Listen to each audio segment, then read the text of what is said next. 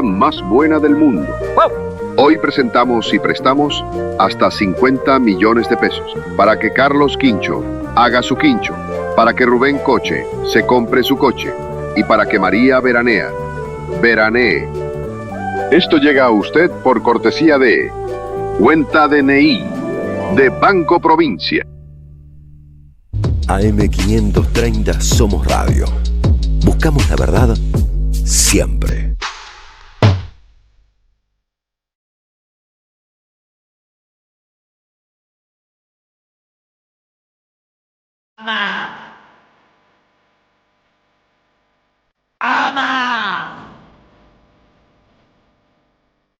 Ama. Y ensancha el alma. 12:04 en toda la República Argentina. Buenas noches. Estamos en la radio de las madres, otro miércoles de Y Si Sale Bien. Tan fuerte que a veces retumbara las montañas. Al principio pensábamos que durábamos una semana, después un mes, seguimos acá. Palabras de amor de mi garganta. Un miércoles repleto de información, hoy con un programón especial. Se viene polémico, ¿eh?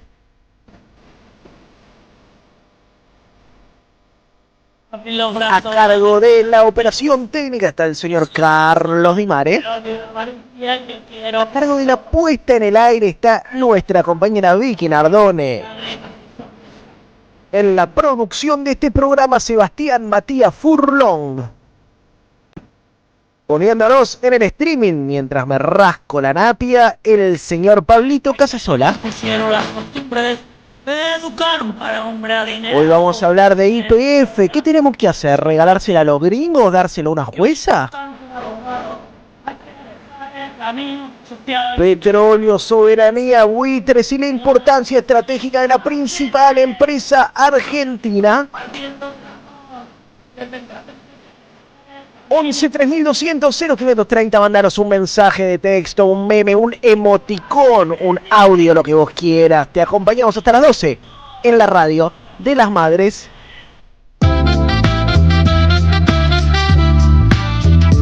Y si sale bien, actualidad, arte y alguna que otra reflexión.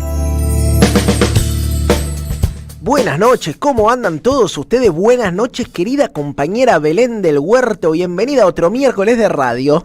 Otro miércoles, bueno, estamos también medio atontados, convulsionados por esta semana, pero con mucho entusiasmo por la mesa que vamos a tener hoy. Tremenda mesa, estos programas temáticos vienen siendo muy buenos, la verdad, para sacarse el sombrero. Venimos tratando de abordar ejes. La semana pasada hablamos del conflicto en Irán, esta vez vamos a hablar de lo que pasa con YPF, tema más que sensible, y con algunos invitados que son voces jerarquizadas en la materia. Y por supuesto, hoy, un dato importante, hoy no lo tenemos al querido compañero Gabriel Reche, no se asusten, se tomó una semana, se fue a escuchar un concierto de Fito Páez, esperemos que lo esté disfrutando mucho, la semana que viene va a volver, mandó un aporte, vamos a ver si tenemos tiempo, metemos segmento poesía también, y hoy, como solemos hacer, vamos a tener nuestra columna del Atlántico Sur, único programa de la radiofonía argentina que tiene un columnista que habla exclusivamente de lo que pasa en las Malvinas, en las Georgias, en la Sandwich y en toda nuestra Antártida Argentina. Nada mejor que un segmento antártico soberano en un día como hoy que vamos a hablar sobre YPF, ¿no? Todo tiene que ver con todo. Todo soberanía, menos 21 grados estuvo haciendo en la Antártida. ¿Estás para irte, Di Mare, una temporada ahí? Tenés que pegar una buena campera, lo único. Quejan. Sí, y se quejan encima. Se quejan los porteños, sí, se quejan los porteños. Acá tenemos una patagónica que te puede hablar del frío. Che, tema muy importante, como siempre vamos a tener nuestra columna por la que la totalidad de ustedes están escuchando este programa, que es Falopita de Redes, y Belén del Huerto se mete con un tema harto sensible. Contá algo. Por la soberanía de las cuerpas. Mirá cómo lo vende, mirá cómo lo vende. De la cuerpa mayor, que está siendo atacada y censurada por este gobierno que no hace más que juntar trolls, organizarlos, pues es lo único que puede organizar, nada más. Y que tiene como objetivo a las artistas, en este caso a una artista trans. Así que vamos a estar hablando de la Cuerpo y la denuncia de Karina Milei. Bien, un tema interesante también para nuestra segunda hora, pero nosotros nos vamos a meter de lleno en lo que nos compete. Vamos a hablar de YPF, soberanía, buitres y la importancia estratégica de tener una compañía que piense la energía con perspectiva soberana. Esto es Y si sale bien en la Radio de las Madres, y así arrancamos.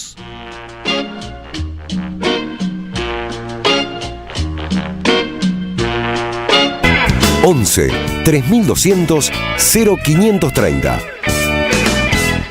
La lucha política en cualquier país de Latinoamérica es todos los días y todas las horas y todos los minutos.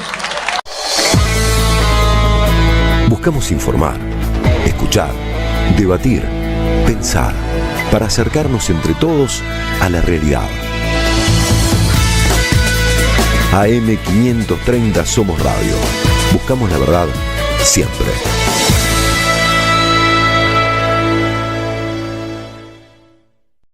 ¿Sabés qué le falta a tu carpeta de favoritos?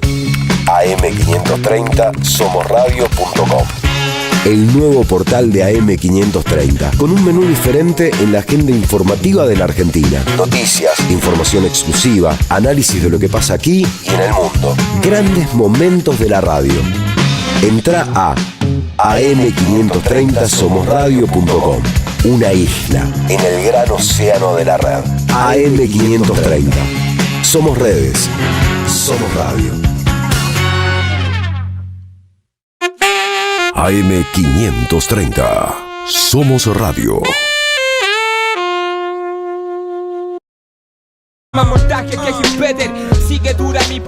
10 minutos pasan de las 10 de la noche. Suena Portavoz, rapero chileno. Recomiendo. Estamos ahí cruzados con la musicalización con Del Huerto. Este tema, me hago cargo, es mío. Bien. Después me gustó. Está bueno recomendarse música, ver qué estamos escuchando y qué tenemos en el haber. Si les gusta el hip hop, recomiendo Portavoz, se llama este muchacho. Pero les dijimos que vamos a hablar del tema que nos compete y que atraviesa a nuestro país en esta semana. Te diría uno de los temas. Todas las semanas tenemos un tema preocupante, sí. Uno de los temas más preocupantes que ocupa nuestra agenda. Vamos a hablar de YPF y para eso tenemos 3 invitados de lujo. Quiero darle la bienvenida, antes que nada, a Víctor Bronstein, ingeniero, especialista en energía, director del Centro de Estudios de Energía, Política y Sociedad y profesor de la UBA. Hola Víctor, bienvenido. Hola, ¿qué tal? ¿Cómo estás? Bien, un Gracias gusto por tenerte la invitación. acá. No, por favor, quiero saludar también a Mara Rivera, que es secretaria técnica y de Relaciones Internacionales de APSE, la Asociación del Personal Superior de Empresas de Energía. Hola Mara, bienvenida. Buenas noches, ¿cómo andan? Gracias por la invitación. No, por favor, gracias a vos por estar acá. Y por último, a Gustavo Atencio, que es contador, es auditor y que ha trabajado en la industria petrolera en varios lugares del mundo, en Argentina, en Angola, en Venezuela, entre otros. ¿Qué tal, Gustavo? Bienvenido. Muchas gracias, igualmente para vos y para toda la audiencia. Muchísimas gracias por la invitación. Bueno, vamos a arrancar por el comienzo, ¿no? Alguna vez la historia nos contó de la creación de yacimientos petrolíferos en nuestro país como una empresa estratégica para pensar la soberanía energética, pero ¿te animás, Víctor, a tirarnos en 3 minutos? Mirá la consigna es difícil, ¿eh? En 3 o 4 minutos una historia política de YPF, por lo menos en el último tiempo. Bueno, ¿en el último tiempo o cuando nació? Bueno, si te animás, desde que nació hasta hoy. Nacimiento, digamos, porque nace, justamente eso es una anécdota, conocida en el sector, nace a partir del impulso de Mosconi, que es un general, era ingeniero y general, y él manejaba la parte de aviación. Todavía no se había creado la Fuerza Aérea, sino que era una rama del ejército, ¿no? La aviación. Y cuando quería hacer cierto entrenamiento, va a la Huico, que era una empresa petrolera, digamos, derivada de la Standard Oil, y pide el combustible y le exigen que lo pague por adelantado. Entonces dice, Mosconi dice, ¿cómo? Si tenemos un problema con algún vecino, tenemos un conflicto, nosotros tenemos que depender de que una empresa extranjera nos dé o nos niegue el combustible. Entonces ahí toma la decisión política de la creación de YPF, y donde no solo eso, sino que también junto con YPF nace lo que se llama la ideología del nacionalismo petrolero, ¿no? Así que fue una ideología que permeó a toda América Latina, ¿no? Es decir, porque Mosconi viaja a Colombia, Ecuador, a Venezuela, ¿no? Y entonces, y asocia, digamos, hay una frase muy recordada de Mosconi, que asocia, dice, defender nuestro petróleo es defender nuestra soberanía. Entonces, YPF nace para defender el recurso, ¿no? Y eso marca un poco toda la historia del petróleo en Argentina. Para bien, también para mal, porque algunas cosas, en nombre de la soberanía, digamos, mal utilizadas, nos complicaron en lograr el autoabastecimiento. Si Mosconi puso 3 grandes objetivos: una, ser una empresa integrada, que se logró con la destilería de La Plata, que es hoy la destilería más grande de Argentina, que se inaugura en 1926. Otro, formar profesionales, es decir, formar profesionales de Argentina, y crea, en 1930 se crea un convenio con la UBA, que Ricardo Rojas era el rector, el Instituto de Gas y de Petróleo, en realidad en ese momento era el Instituto del Petróleo, el gas vino después. Y la tercera, lograr el autoabastecimiento.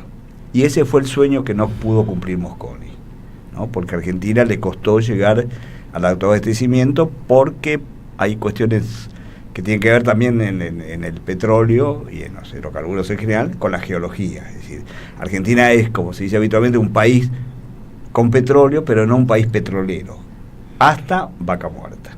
Ahora nos cambió, esa definición cambió. Ahora podemos llegar a ser un país petrolero. Bien, déjalo ahí, después me voy a meter con Vaca Muerta.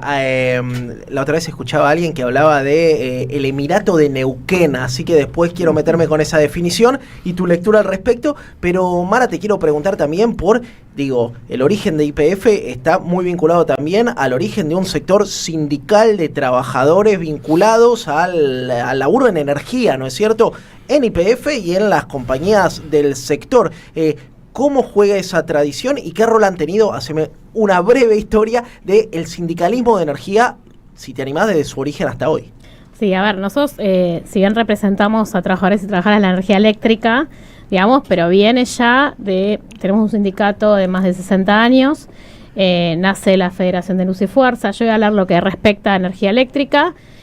Por eso el 13 de julio es el Día del Trabajador y la Trabajadora de la Energía, en creación de la Federación de Luz y Fuerza, y también en su conjunto los sindicatos jerárquicos, el nuestro SAPSE, que representamos antes a la EXECVA, Servicios Eléctricos de Gran Buenos Aires, y tenemos una historia, podría decir, lo que es mi camada, que somos hijos e hijas de la democracia y de la privatización, ¿no? Porque energía eléctrica es un rubro privatizado en los años 90, y lo que está pasando hoy con YPF, podemos decir, después de 32 años de privatización, lo que dejar privatizado un servicio público esencial como es la energía eléctrica. La verdad que hay un cambio esencial en esa matriz de privatización, que fue la educación. Las empresas antes tenían sus propias escuelas técnicas, y se educaba y se instalaba el origen del trabajo del sector. Ahora lo que se ve, nos falta inversión, no hay especialistas, como lo que va quedando de lo que eran los trabajadores y trabajadoras de SEGVA, ya va quedando muy poco, y vemos que estamos hoy en un gobierno donde no se apuesta a la universidad pública porque hay desfinanciamiento. Entonces todo ese combo de seguir privatizado, las no inversiones y la falta de educación es un poco lo que va dejando muy baja la calidad del servicio. Así que, como sindicatos, nosotros no solo defendemos los derechos de los trabajadores y trabajadoras, sino también el servicio público, la calidad del servicio público, pues también nos sentimos servidores públicos, por más que la política siga en manos privadas. Nos sentimos con esa responsabilidad de servir a los usuarios. Hoy le dicen clientes, pero para nosotros siguen siendo usuarios, y esa responsabilidad social es la que tenemos como sindicato, que la tienen los mismos sindicatos petroleros también. Me quedaba también con lo que traía Víctor en el origen de Mosconi, incluso en la discusión que tenemos para pensar el rol alguna vez tuvimos un ejército que tenía perspectiva soberana, ¿no? En este país. La contradicción que tuvimos un ejército que bombardeaba la plaza y tuvimos el ejército de Sabio, de Mosconi, del general Perón, de San Martín, ¿no? Y la importancia también, digo, animémonos a discutir la importancia de un ejército en términos de desarrollo soberano. Pero me quiero detener con Gustavo también para arrancar esta primera ronda, que tiene que ver con la experiencia desde el laburo más concreto. Contame un poco. Yo, mira, quisiera retomar el hilo de Víctor y hablar del tema soberanía. La soberanía, YPF es un pilar en esta soberanía. Pero te voy a contar una pequeña anécdota que va más allá de lo que es una empresa estatal. En los años 60, en el Mar del Norte, se descubren enormes yacimientos de petróleo y gas. Enormes. En un mar bravío, terrible, muy difícil para explotar, pero se hizo. Cada país tomó su postura, cada país tenía un pedacito. Dinamarca tenía un pedacito, Noruega tenía un pedacito, Inglaterra tenía un pedacito, o pedazotes, pero cada uno tenía su área. ¿Qué hizo Inglaterra con eso, ante esos recursos, toda esa riqueza? Sentó a las petroleras y les dijo, miren, acá hay mucho petróleo y gas. Y hemos decidido que la tasa de impuesto a las ganancias para la actividad hidrocarburífera en el Mar del Norte inglés va a ser el 60%. O sea, 2/3 de la renta, el Estado inglés decidió quedárselo. Es una decisión soberana sobre un recurso propio. Las petroleras, ¿qué hicieron? Se callaron la boca, sabían que había tanto petróleo y gas que con ese pedacito que les quedaba se iban a llenar de plata, y muchas petroleras europeas sobre todo crecieron al abrigo de esa explotación. Eso es un ejemplo de una decisión soberana que toma un Estado, que toman los líderes de un país en beneficio de su pueblo. Entonces, es YPF sí, pero también es la actitud de los líderes nuestros lo que marca esa soberanía. Es decir, trabajan para la felicidad y el bienestar de nuestro pueblo, a través de YPF, pero también a través de sus decisiones.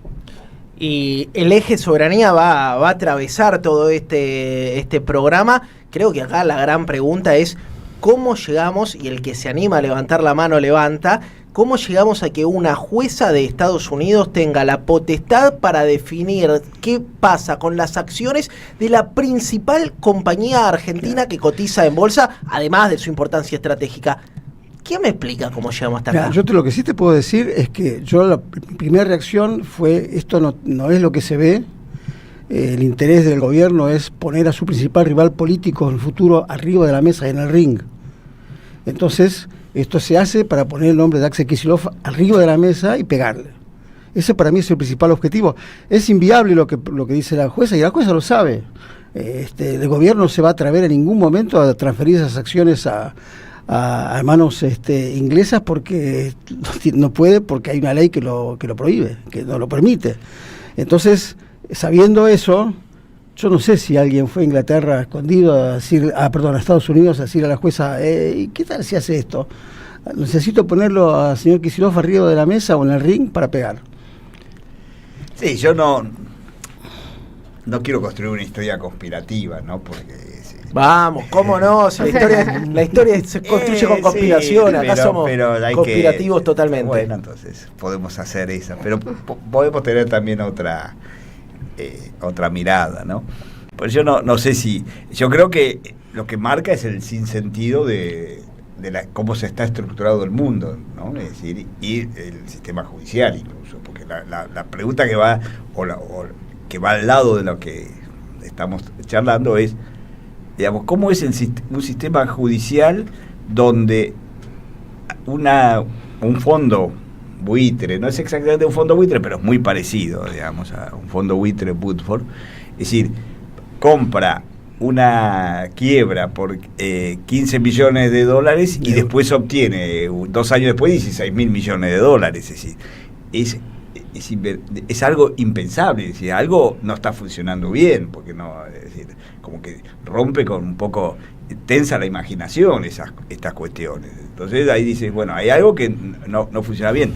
Es decir, el sistema legal tiene intersticios, que es donde se meten los fondos buitres, y como que está mal armado, ¿no? Es decir, hay que obliga a repensar todo el sistema judicial. Como una jueza del segundo sección del Estado de Nueva York puede definir que eso es lo que está planteando acá, puede definir que le entregues el 51% de las acciones. Es inverosímil, digamos, es impensable, ¿no? Es decir, es algo que no tiene ningún sentido, ¿no? Es decir, a veces además de la formalidad que tienen los sistemas normativos y legales, hay que agregarle sentido común, ¿no? Es decir, entonces, desde el punto de vista mirado desde el sentido común, es decir, no es realmente un sinsentido todo lo que está pasando hoy con YPF, ¿no? Y es cierto, eso coincido, que bueno, sí, se aprovecha esta situación que tiene que ver con una interpretación, porque siempre en estas cuestiones hay como dos bibliotecas en el derecho. Pasa, ¿no? que es tan ilógico lo que hizo la jueza, tan ilógico, que medio te obliga a interpretarlo de esta forma. Es tan raro lo que hizo. Podría haber hecho muchas cosas, pero esto, ¿por qué? Pero también pensando lo que pasó ayer, digamos, el primer tuit de Milei que sale a responsabilizar a Kicillof, también entendiendo por qué hay un proyecto de gobierno que pone primero a YPF en el primer proyecto también de ley bases, ¿no? Como para privatizarlo. Creo que uno puede leer también en perspectiva, bueno, para no caer en la conspiranoia, pero decir, bueno, hay una intencionalidad por lo menos del gobierno en un primer momento de privatizar YPF con este mismo discurso con las que también hace con otras empresas, que da pérdida, que en Vaca Muerta no hay nada y todo esto que a veces no se sabe si es por ignorancia o por... Parte es por ignorancia, parte por una mala formación política, una concepción del mundo que cree que todo pasa por las leyes del mercado, no como que no existe la política, pero es ignorancia. Si supiera la historia del petróleo, la historia del petróleo es una historia asociada de todas las empresas a la geopolítica, porque el petróleo tiene una característica muy particular, que casi única de todos los elementos que uno utiliza para nuestra vida, digamos, es el que ha formado, digamos, todo el gran desarrollo del mundo a partir del siglo XX está sustentado en el petróleo. Estamos viviendo una era que es la era del petróleo, ¿no? Entonces, es impensable el mundo sin petróleo, porque lo que tiene el petróleo, y en esto un poco difiere del gas por los usos que tiene, es que el petróleo hoy todavía es insustituible. No hay ninguna fuente energética que tenga la calidad que tiene el petróleo.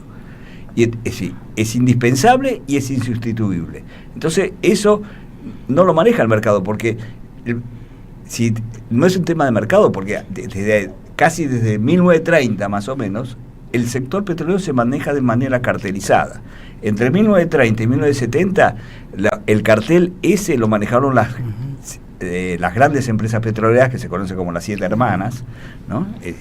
Y después de 1970, de la crisis del 73, lo empieza a manejar la OPEP. Pero es un sector cartelizado, y se acepta que sea cartelizado, ¿no? Porque forma parte de la dinámica donde el elemento fundamental, y que es lo que se olvidan justamente cuando hacen el análisis de por qué se renacionalizó YPF o reestatizó, es el tema de la seguridad energética. Claro. Es decir, un país tiene que garantizarse, y eso está digamos, en Estados Unidos, por ejemplo, es decir, todas las cuestiones más regulatorias de la energía la maneja un departamento de energía, ¿no? Pero la política energética depende del Departamento de Estado, porque lo considera una cuestión de seguridad nacional. No es un tema menor, no es lo mismo hablar de YPF que hablar de, digamos, de otro elemento, un frigorífico. Hasta hace muy pocos años estaba prohibido exportar petróleo en Estados Unidos, era una prohibición. Esa prohibición se levantó hace muy poquitos años. Hace 2 años. Claro, 2 años. Yo igual creo que no está improvisado el gobierno. Desde el día 1 que asumió, marcó un proyecto de país muy claro, con la privatización, también del Banco Nación, con todo lo que hizo en la educación. O sea, yo creo que fue muy claro el proyecto. Respecto también a la industria, pues no nos olvidemos que decayó la industria, y es un gobierno que no apuesta a la industria argentina, tampoco apuesta a la soberanía nacional, así que no lo veo improvisado, lo veo cronometrado. Hay elecciones, no es casual, como también lo veo cronometrado la sentencia a nuestra expresidenta Cristina Fernández de Kirchner, hoy líder opositora del gobierno de Milei, que si ustedes siguen la causa está cronometrado en las elecciones del 2016 hasta la fecha. Entonces, yo creo que es una mascota del poder realmente Milei. Yo creo que no hay nada improvisado, porque si no, ni bien asumió, no hubiesen mostrado las cartas. Yo creo que fue claro hacia dónde quiere conducir el país, Y hoy nos encontramos con esta situación, y coincido con lo de Axel Kicillof, lo está poniendo el 19 de julio, hay cierre de listas en la provincia de Buenos Aires, y lo pone en agenda tapando lo que está pasando con Cristina Fernández de Kirchner, y todo el tiempo nos pone en agenda temas para ir tapando lo que va avanzando, porque en el mientras tanto no le dan aumento a los jubilados, o sea, en el mientras tanto siguen pasando cosas donde claramente desde el día que asumió hasta hoy es claro, o sea, hoy no tenemos... se lograron bajar algunos artículos de la ley bases, pero él avanza con esos artículos que se bajaron. Y también algo que quiero mencionar es que cuando él asume, no nos olvidemos que en menos de 2 años tuvimos 2 secretarios de energía, 2 interventores del ENRE, y con una posible unificación de Energas y el ENRE, que son los entes que regulan el gas y la energía eléctrica, que el que entiende el tema sabe que la unificación de esos entes va a ser un poder de un ente de administración, no un ente de control, y le pierde esa calidad del control a las empresas privadas. Entonces, un gobierno que de la Secretaría de Energía hizo desprolijidades con el tema de la tarifa, claramente no apuesta a la soberanía energética. Está muy claro el rumbo del gobierno de Milei. Secretaria de Energía, recordemos que venía heredada del gobierno anterior, ¿no es cierto? Flavia Rollón, salteña, masista, que es de estos funcionarios que depende cómo sopla el viento, se cambia la camiseta, ¿no? Quería ir a algo que traía Víctor, que tiene que ver con la discusión por el poder y la geopolítica, ¿no es cierto? Digo, creo no equivocarme si digo que en la mitad de los conflictos de los últimos 50 años, el eje petróleo atraviesa la discusión. Pienso en la guerra del Golfo, en la guerra Irán-Irak, en lo de la semana pasada. Pienso en la revolución bolivariana en Venezuela, tirando sobre la mesa la discusión por PDVSA. Pienso, digo, no es una guerra ni un proceso revolucionario, pero pienso en el rol de Petrobras en Brasil y las distintas jugadas de Lula en torno al fortalecimiento de esa herramienta. ¿Y qué nos queda para Argentina? ¿Qué rol juega YPF en una mirada geopolítica de los flujos de intereses energéticos en el mundo? No, bueno, es decir, nos queda que por eso tenemos que sostener a YPF y tenemos que sostenerla como empresa nacional, porque justamente, si uno mira la historia, en realidad uno podría decir que uno habla de YPF, pero en realidad hubo 5 YPF. A ver. No podemos hablar que hubo 5 YPF en nuestra trayectoria histórica. Una fue la de 1922 a 1993, cuando se privatiza, digamos, es la YPF 100% estatal. Que acá, porque uno sí, digamos, hay que a veces matizar algunas cuestiones, ¿no? Incluso teniendo en cuenta del espacio o la identidad política de la cual uno proviene. YPF no cumplió en esos, digamos, 70 años, 71 años, no cumplió con todas las expectativas. Uh-huh. Es decir, y eso se vio bien, una referencia histórica, fue el año cuando Perón, en el 55, quiere firmar los contratos con la Standard Oil de California, que fue una discusión incluso dentro del propio peronismo, ¿no? Es decir, John William Cook, que era jefe de la bancada, se oponía al contrato con California, y Perón lo sostenía, porque él decía, necesitamos, porque él estaba gastando, el país no era Perón, es decir, el país gastaba un porcentaje, el 20% de las importaciones era importar petróleo. Entonces, el petróleo estaba en el subsuelo, y esa fue una gran discusión que se dio hasta el 93. ¿De qué nos sirve tener el petróleo en el subsuelo? Acuérdense que Perón dice, la riqueza que la tenemos abajo no nos sirve para nada, solamente es riqueza cuando la logramos, cuando él da esos discursos, porque todos los 13 de diciembre, que es el día, se festeja el Día del Petróleo Nacional, que es cuando se descubre petróleo en Comodoro Rivadavia, que ya se había descubierto el petróleo en la Argentina, por eso se llama del petróleo nacional, porque en ese momento en la provincia de Chubut no existía, era Estado Nacional, y es cuando se descubre petróleo en territorio nacional. En Mendoza y en Jujuy ya se había descubierto petróleo a fines del siglo XIX. Y entonces, él cuando se va al exilio, obligado obviamente después del golpe, está en Venezuela, escribe un libro que se llama La violencia es la fuerza de las bestias, algo así, ¿no?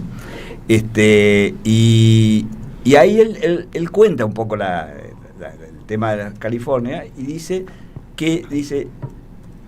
pero había que hacerlo, y se opone, y él critica lo que él llama los nacionalistas de opereta, que era todo un movimiento que estaba fundamentalmente, el gran opositor había sido el radicalismo y Frondizi, que escribe un libro que se llama Petróleo y Política, y después cuando en el 58 llega a la presidencia Frondizi, en realidad firma contratos que son muy parecidos a los de California. Mirá. Se desdice totalmente, y él lo reconoce y dice, bueno, me di cuenta que realmente no llega a decir Perón tenía razón, pero... No le pidas eso a un radical que garantiza la proscripción. No, pero más o menos lo reconoce, porque dice, digamos, entonces a veces hubo cierta postura, porque uno a veces también tiene que reconocer errores, no ser dogmáticos, porque nos permite superarnos y mejorar, que es lo que necesitamos para volver, ¿no? Entonces, ahí es cuando uno empieza a pensar algo que es por qué no logró YPF ese objetivo, ¿no? Entonces, y eso fue un poco lo que permitió. Entonces, ahí nace en el 93 se privatiza YPF, la privatiza Menem, pero es una privatización muy particular, porque le da limitaciones, ¿no? Es decir, hay una acción de oro que maneja el Estado, es decir, en realidad se convierte en una empresa mixta, no con mayoría estatal, no tenía el 51%, porque las provincias venden su parte, el Estado Nacional se queda con un 20% nada más, pero ¿cómo estaba diseñado? Donde está ese estatuto que hoy se está discutiendo, se hizo para evitar que alguna empresa extranjera haga tome YPF, ¿no? Es decir, fue pensado en ese sentido. Entonces, entre el 93 y el 98, más o menos YPF se hizo más eficiente y seguía invirtiendo en el país, que era lo importante. Hasta que llega Repsol. Hasta que llega Repsol. La gran, crítica que uno tiene que hacer al menemismo, al menos en este sector, ¿no? Es decir, hay otras críticas que puede hacer, es la venta a Repsol, que fue extraña, porque ¿qué motivó esa venta a Repsol, ¿no? Es decir, que Repsol se dedica a saquear sistemáticamente nuestros recursos para invertir en el norte de África, en la Polinesia. Es lo que hizo. Repsol era una empresa que no tenía experiencia en la exploración y en el upstream. Era una empresa refinadora, digamos, y vendía nafta. No era una empresa, vino a aprender acá, ¿no? Es decir, aprendió un poco con los técnicos que había de YPF que habían quedado, contrató también técnicos venezolanos en un momento. Pero empieza, y entonces las ganancias que obtenía de Argentina, como decís vos, bien, las iba a Angola, a Libia, a Brasil también, sí. Es decir, Venezuela, y fue a otros lugares, no reinvertía en Argentina, porque Argentina, hasta Vaca Muerta, geológicamente no era un país con muchos recursos, que habíamos hablado antes. Entonces prefería ir a lugares donde tuviera más recursos. Es decir, no tenía una mirada de empresa nacional, que es reinvertir y lograr el autoabastecimiento. A Repsol, ¿qué le importa el autoabastecimiento de Argentina? No le importa. Entonces, ese fue. Entonces ahí tenés una tercera YPF que entre el 98 y el 2007, llamémoslo. Que ahí hay que entenderlo.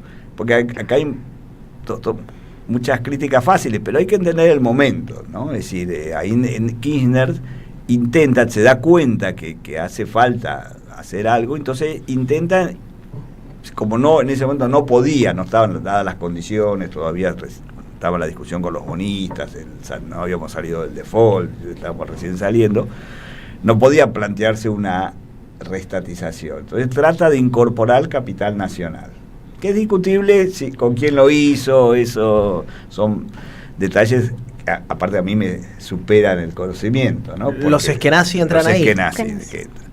Pero hay que reconocer que cuando entran los Eskenazi hay un cambio, ¿no?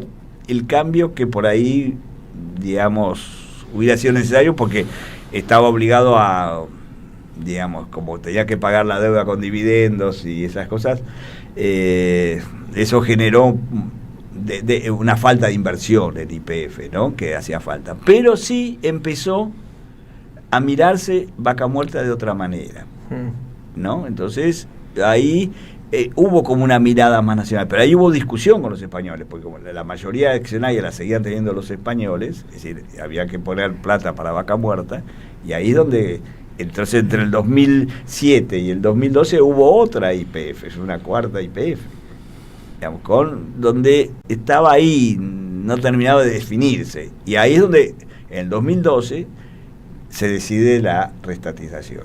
Y ahí también hay que entender el contexto internacional, porque no fue casual en ese momento, porque en ese momento el mundo, no digo que lo recuerden, porque si no, uno no es especialista, no siempre recuerda, en ese momento el petróleo estaba a $100, claro, carísimo, porque el mundo, por un tema que tiene que ver con unas cuestiones geológicas, técnicas, se llama el peak oil o el pico de Hoover, estaba alcanzando su máximo nivel de producción. Entonces había tensiones geopolíticas porque no se sabía de dónde iba a salir el petróleo. Había informes del Departamento de Energía de Estados Unidos que decían de dónde va a salir el petróleo, porque China en ese momento estaba creciendo a tasas chinas, ahora dejó de crecer a tasas chinas, crecía al 20%, ahora crecía al 5%, con suerte, y entonces cada año había que descubrir o tener capacidad de producir 1.300.000 barriles más, y entonces el mundo estaba en tensión porque no se lograba. Entonces era fundamental la cuestión de lograr el autoabastecimiento y lograr la seguridad energética. Entonces, en ese contexto geopolítico es donde se decide, reestatizar YPF, porque había que desarrollar los recursos de Vaca Muerta. No podíamos esperar, no podíamos gastar más, además que nos costaba miles de, millones de dólares, en ese momento ya se estaba gastando casi 10.000 millones de dólares de importación de energía, de gas, no solo de petróleo, porque nuestro gran yacimiento de gas, que es Loma La Lata, había empezado a declinar, se habían dado ciertas cuestiones técnicas. Entonces era el momento, era como el momento obligado para un país que quiere desarrollarse, que necesita energía para su desarrollo. Entonces, y mirá si habrá sido una decisión audaz que pasamos de comprar energía a exportar energía. Claro. Che, llegan un montón de mensajes, 11 3200 0530. Yo tengo una tanda atrasadísima, ¿no? Bueno, se quedan un rato más, vamos a hablar de este tema un ratito más, nos metemos en el rol de los sindicatos. ¿Qué rol tienen los sindicatos, viejo? Los laburantes en la defensa YPF, y nos metemos también en la polémica por la exploración offshore en Mar del Plata. Te quiero escuchar ahí, Víctor. Vamos a una tanda y ya volvemos con esto que se llama Y si sale bien. Deja tu mensaje en nuestra línea de oyentes de WhatsApp 11 3200 0530. Somos Radio AM530. El destino de tus vacaciones está en Turismo Cabal. Viví los momentos que querés, con viajes armados a tu medida, con las mejores ofertas y los paquetes que buscas, con más de 35 años de experiencia. Entra en www.turismocabal.com.ar y encontrá las vacaciones que necesitas. Turismo Cabal, seguridad en viajes. Destinada a la cartera de consumo. Más información en www.turismocabal.tour.ar. Alimentos cooperativos. Producción y comercialización de productos cooperativos y de agricultura familiar. Envíos a todo el país. Por pedido, envía tu mensaje al 11 34 31 2928. Seguinos en Instagram como @alimentos cooperativos. En 2025 vení a los talleres de Lecuni. Música, actuación, coro, tangos, cuentos, teatro, percusión y mucho más para compartir en familia. Acordate, en 2025 los talleres de Lecuni te están esperando. Informes e inscripción, informes.ecuni@gmail.com y seguinos en Facebook, Espacio Cultural Nuestros Hijos, y en Instagram, @ecuni.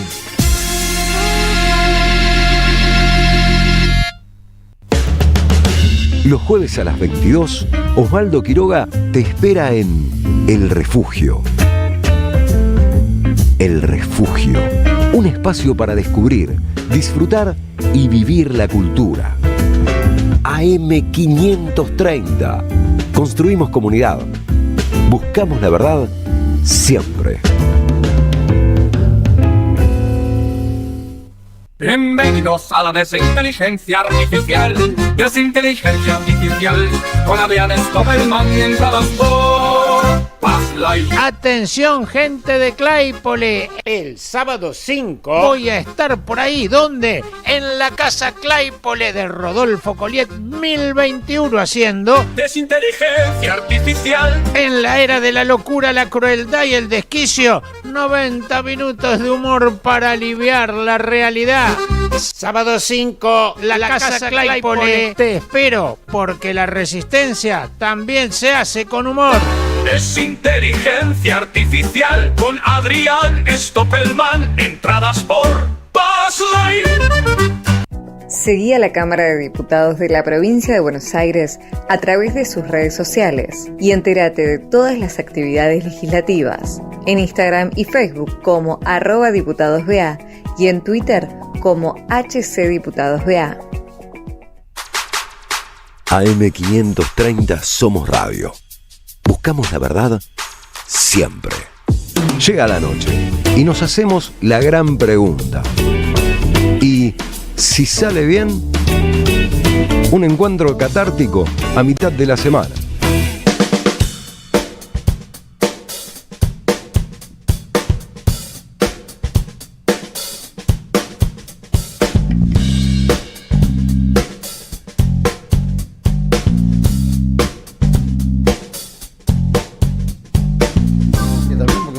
Menos cuarto de la noche. Acá estamos hablando afuera del aire y se pica la cosa, pero bueno, no lo agotemos afuera del aire. Vamos a meternos en uno de los temas que traías vos, Gustavo, que tiene que ver con la discusión por la renta petrolera. ¿Qué nos estabas contando? Bueno, estaba contando cuál es la renta petrolera. Y vamos a hacer numeritos rápidos.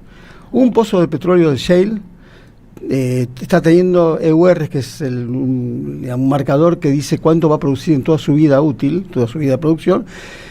Pues agarrar los balances de Vista Oil y te hablan de 1.200.000, 1.300.000, 1.400.000 barriles. Entonces vamos a poner el número. Un pozo de shale cuesta de entre 10 y 12 millones de dólares hacerlo, completarlo, terminarlo y enchufarlo, produciendo. Te está dando una renta de 1 millón, poner 1 millón por 65 dólares son 65, 70, 80 millones de dólares en su vida útil. El 80% de eso, el 90%, se produce en los primeros 5 años. Tiene una curva de declinación muy especial los pozos de shale. ¿Tiene gastos de levantamiento de lifting cost, que es el gasto operativo? Sí, son por ahí 3, 4, 5 dólares el barril. Pero cuando vas a hacer la cuenta, contra esos 70, 80 millones de dólares de facturación, ponele 70, ponele 60, sacale 20% entre regalías, impuestos, derecho de exportación si se exporta afuera, etcétera, para que te queden 50 millones. Ponele 40 para cobrar en 4 o 5 años. Bueno, te costó 10 o 12 hacerlo, unos dólares más producirlo. La tasa de retorno es altísima. Se habla mucho del break-even, que es el precio del petróleo al cual la empresa lo vendería y arriba del cual gana y abajo del cual pierde. Bueno, se discute mucho, yo calculo que eso no pasa los 20 dólares el barril en el shale. Y si vamos al gas, los pozos de Fortín de Piedra estaban produciendo más de 500 millones de metros cúbicos en toda su vida útil. Eso equivale también a unos 70, 80 millones de dólares de facturación a 4 dólares el millón de BTU. Entonces, o sea, la tasa de retorno, y eso lo he escuchado de los consultores de las empresas, son brutales. 40, 50, 60% anual en dólares. ¿Es buen negocio el petróleo? Si no, le podemos preguntar a Iguacel, le podemos preguntar a Miguel Galuccio, ¿no? Capaz que tienen algo para asesorar. No importa el gobierno, no importa el color del gobierno, el empresario que juega ahí con información privilegiada le va bien. Lo importante es poner eso sobre la mesa, convocar a las petroleras. Se dice, pero no sabemos los costos. No hace falta saber que te lo digan los costos. Uno más o menos los conoce. Entonces, poner los valores, la ecuación económica sobre la mesa y en base a eso discutir. Sí, la discusión por la renta, lo que se llama la renta petrolera, que es la renta minera, es un clásico, digamos, que siempre se discutió. Entonces, ahí es donde hay tensiones, ¿no?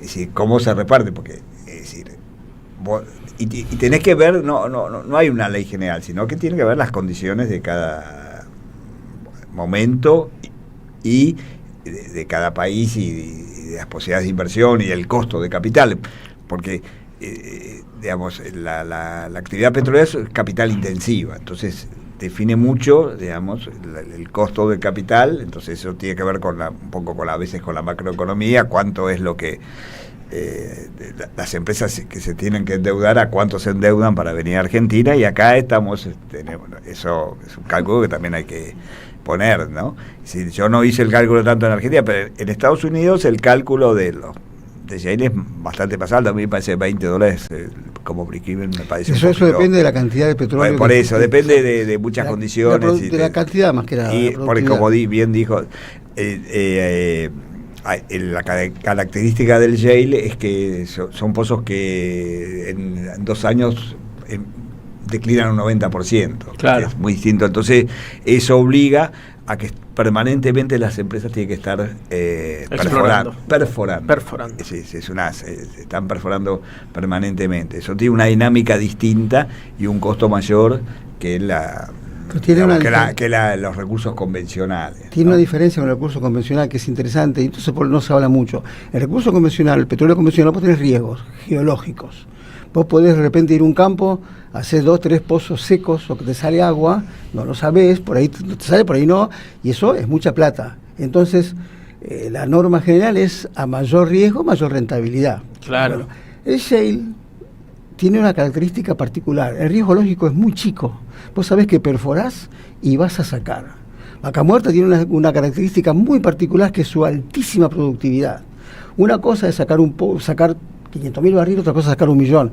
Si yo te digo, mirá, voy a sacar petróleo de la Luna, pero eso es caro, Bueno, pero va a salir tanto petróleo que el costo me le frega, no me interesa, porque la cantidad de petróleo que voy a sacar. Entonces, el petróleo está muy asociado a la productividad, a la cantidad. Cuando hay mucho producto, el costo es despreciable, o sea, no interesa tanto. Claro. Y Vaca Muerta tiene esa característica, es hiperproductivo. Y que creo también que el gobierno lo que hizo por esa productividad, rentabilidad que produce Vaca Muerta, es que terminó cediendo, diciendo ayer en un tuit a Dorni que iban a apelar el fallo de esta jueza, ¿no? Como, bueno, la realidad concreta se impone en un contexto donde necesitamos dólares, donde hay una crisis económica y donde hay que seguir manteniendo esta burbuja que están construyendo. Vaca Muerta es el foco rentable para traer esos dólares para obtenerlos. Y aparte la base de todo esto es que hoy Vaca Muerta existe porque se nacionalizó YPF. Claro. En el 2012, eso hay que tenerlo en cuenta. Eso es la base sobre la cual tenemos que sentar a discutir, más de que la jueza fresca. Mirá, nosotros hoy tenemos superávit energético, en el sentido que estamos exportando más, y tenemos una perspectiva mucho mayor, digamos, de tener mucho más superávit energético, porque desarrollamos Vaca Muerta. Y desarrollamos Vaca Muerta porque la desarrolló YPF fundamentalmente. Y hoy sigue siendo más del 50% de la inversión en Vaca Muerta, sigue siendo por parte de YPF. Porque esto de... Por eso yo soy ingeniero, vos sos contador. Para hacer más...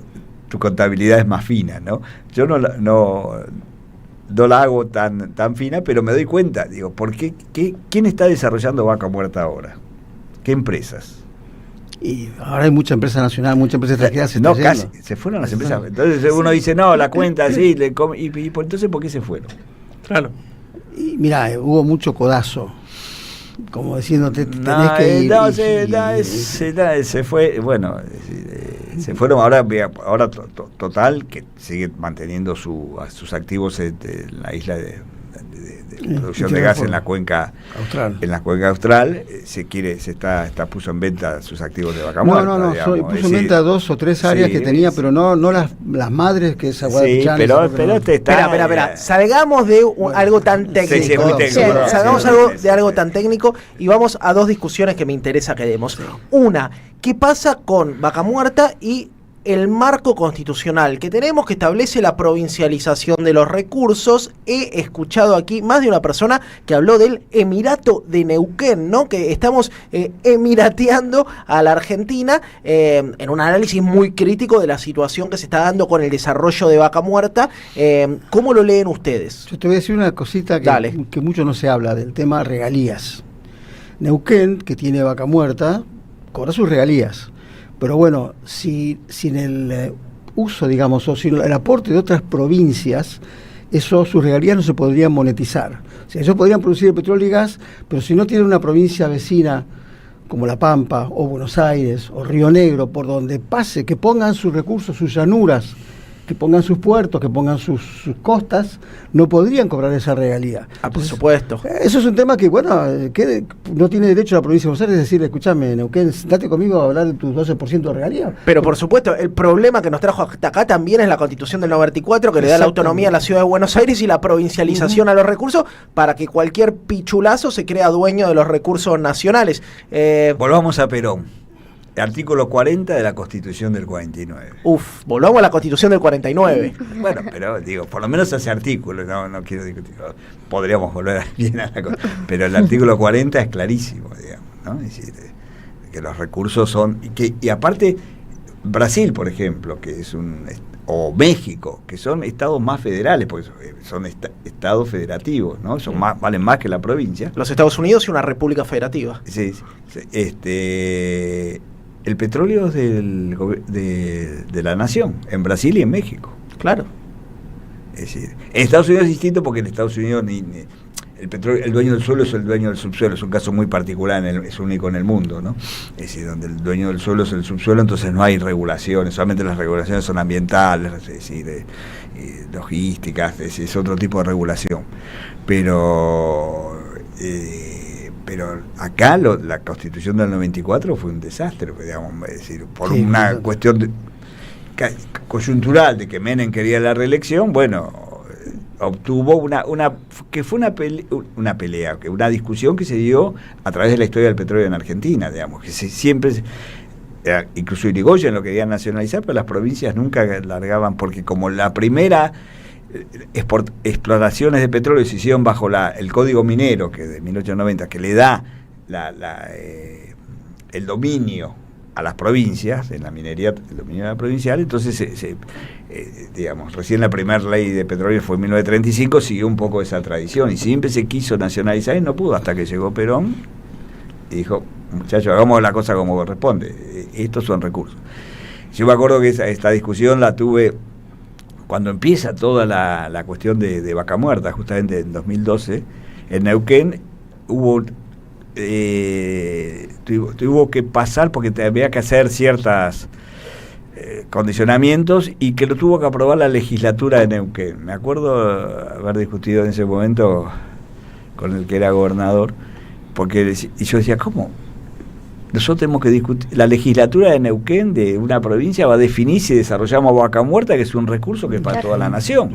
Bueno, también... Y también es decir, nos pone en una situación la legislación actual de haber empoderado las provincias, que de desconocimiento de la problemática petrolera, ¿no? Es decir, eso que planteas está perfecto, digamos. Es decir, el desarrollo del petróleo necesitas evacuarlo, el gas, el petróleo. Exacto. El puerto. Y yo también creo que... podría ir por Chile, ponele, pero... No, pero las provincias también, o sea, creo que toman ciertas medidas porque entienden que el gobierno nacional, por ejemplo, no está dispuesto a hacer obra pública de las rutas o financia los puertos estratégicos hacia adentro, hacia afuera. Creo que también son medidas que van tomando las provincias para proteger el recurso como más pueden hacerlo, pero sí, si no hay un desarrollo de infraestructura nacional para poder sacar el petróleo, para poder exportarlo, creo que ahí también denota mucho que la falta de proyecto nacional que tiene Javier Milei.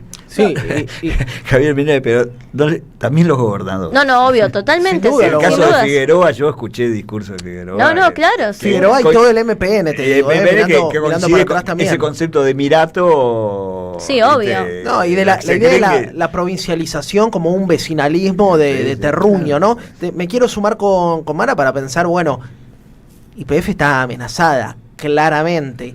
Nosotros somos de los que creemos que la clase trabajadora y sus organizaciones tienen un rol central en la construcción de soberanía, que están fajados, estamos todos fajados. ¿Qué rol le toca a los laburantes en la defensa de YPF, de las empresas energéticas, de nuestra soberanía? Bueno, quiero, ya que nos retomamos un poco la historia, a los 27 puntos de la falda y Huerta Grande, del programa de país que queremos, yo creo que falta todavía un empuje porque está avanzando mucho el gobierno de Milei contra todas las políticas que engrandecen a la nación. Entonces, está el movimiento obrero plantado, pero no está dando un batacazo contra esas políticas. Seguimos, como dijimos, los miércoles con los jubilados que siguen reclamando en el Congreso. Entonces, el movimiento obrero, digamos, falta que se fortalezca un poquito más. Lo voy a decir, soy parte del Consejo Directivo de la CGT y vamos a hacer esa autocrítica. Yo creo que ya hay que decir, hasta acá llegamos. Se ven en la cantidad de despidos que hay. Yo creo que el laburante siempre va a tener la camiseta argentina. Obviamente la privatización lleva a la precarización laboral y justamente hay que defender eso, el trabajo argentino. Y creo que ese es el rol de los sindicatos, del movimiento obrero, y de tener el sentido de pertenencia de por qué se defiende el trabajo. O sea, engrandecemos los convenios colectivos, todo lindo, pero ¿por qué? ¿Qué es lo que estamos llevando adelante? Lo dijimos al principio, es algo estratégico para el funcionamiento de nuestro país. Entonces, me parece que tenemos un rol importante en la defensa de nuestra soberanía. Yo creo que hay que dejar de mirar a ver qué da más o menos plata, sino establecer ese programa de país, esa política de país que queremos, que creo que es lo que necesitamos para salir, que es lo que dicen muchos, que cuál es la contrapropuesta, porque no nos olvidemos que Milei ganó con más del 50%, cuál es la contrapropuesta de país que se ofrece, y creo que hay que empezar a volver a esas raíces del programa de Huerta Grande y La Falda. Qué lindo volver a pensar, ¿no? Qué experiencias históricas que tenemos, ¿no? Porque tenemos a dónde mirar. Tenemos Huerta Grande, tenemos la Constitución del 49, tenemos Mosconi. Creo que no hay que inventar nada. No hay que inventar nada, quizá hay que repensarlo. Hay que repensar en base a las épocas que corren, exactamente, ¿no? Y también, lo dije antes, el punto de la educación es un tema que hay que salir a defender, porque también podemos tener mucha soberanía, pero si no tenemos educación, no podemos llevar adelante estas empresas. Me meto con un tema que a mí me encanta, porque es un debate que lo he dado. Yo soy profesor y graduado de la Facultad de Ciencias Sociales, así que a veces es medio hostil dar algunas discusiones. Una de ellas tiene que ver con la exploración de petróleo offshore, ¿no es cierto? El gobernador Axel Kicillof hace muy poco tiempo impulsó la exploración de recursos petrolíferos en el subsuelo de nuestro mar argentino. Y de repente vos veías muchachos en la costa argentina bañados en petróleo, ¿no? Como si fueran performance de pingüinos empetrolados. Raspabas un poco ahí y veías algunas ONG que casualmente tienen algún auspicio británico o algún auspicio de la OTAN y la Unión Europea, pero esta gente también genera sentido en disputa de la opinión pública, ¿no? Y que incluso esos discursos permean mucho en quizás quienes están a favor de la soberanía, pero se ven en un brete si tienen que defender, por ejemplo, la exploración de petróleo offshore. Bueno, ahí nosotros con el Grito del Sur nos plantamos, viejo, nuestros pibes tienen que comer, nosotros tenemos que desarrollar el país, es el primer eje de discusión. Si un pibe no come, no me importa lo que haya a 200 millas náuticas de nuestro país que pase con los pingüinos, los pibes están adelante de los pingüinos y eso no lo vamos a discutir, pero quiero una lectura tuya, Víctor, porque me parece que alguno me sugirió que algo has desarrollado este debate. Sí, bueno, en realidad, porque el debate es un debate que trasciende, que hay toda una problemática, un debate global, y esto tiene que ver con, entraríamos un poco en el, digamos, nos iríamos por ahí del tema YPF y iríamos a un tema más, que es importante y es global, que es el tema del cambio climático, ¿no? De la narrativa del cambio climático, que para mí es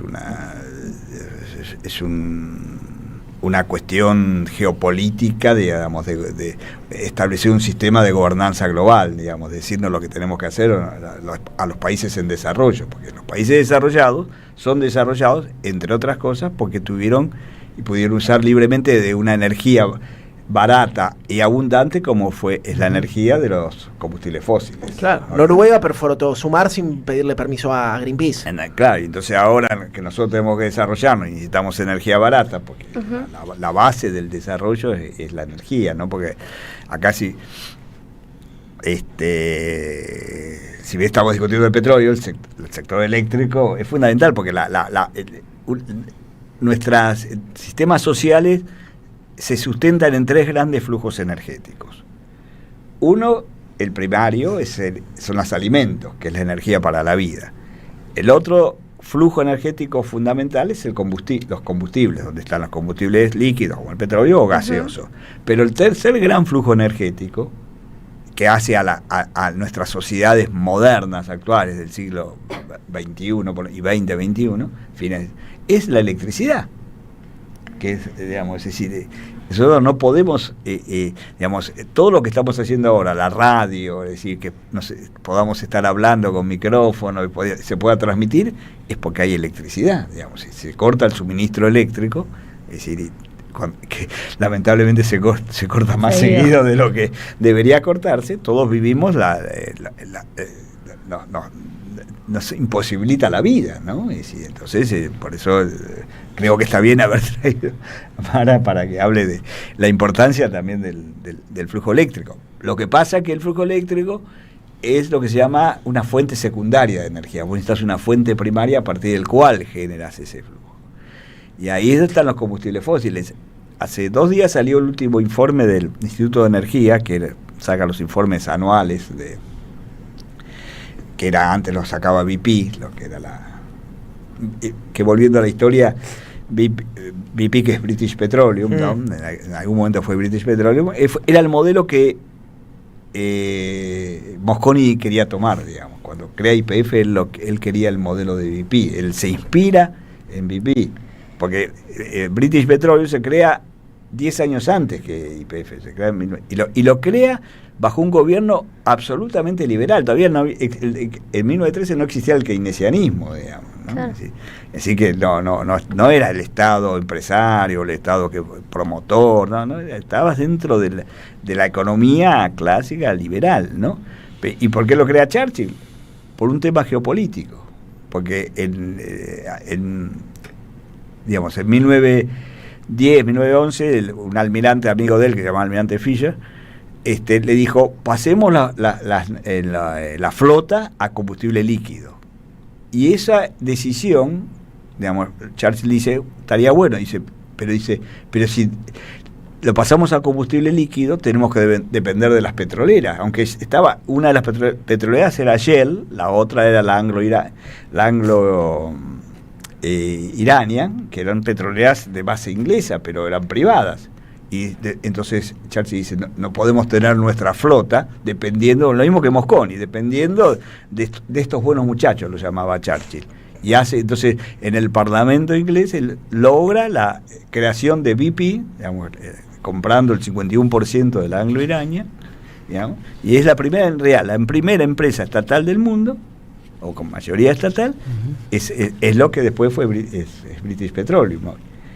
Bueno, me fui, pero volviendo a las estadísticas, salió las últimas estadísticas, y los combustibles fósiles todavía, digamos, son el 87% de la matriz primaria energética, digamos, de consumo energético, siguen siendo los combustibles fósiles. En realidad no estamos, esa transición energética no empezó todavía.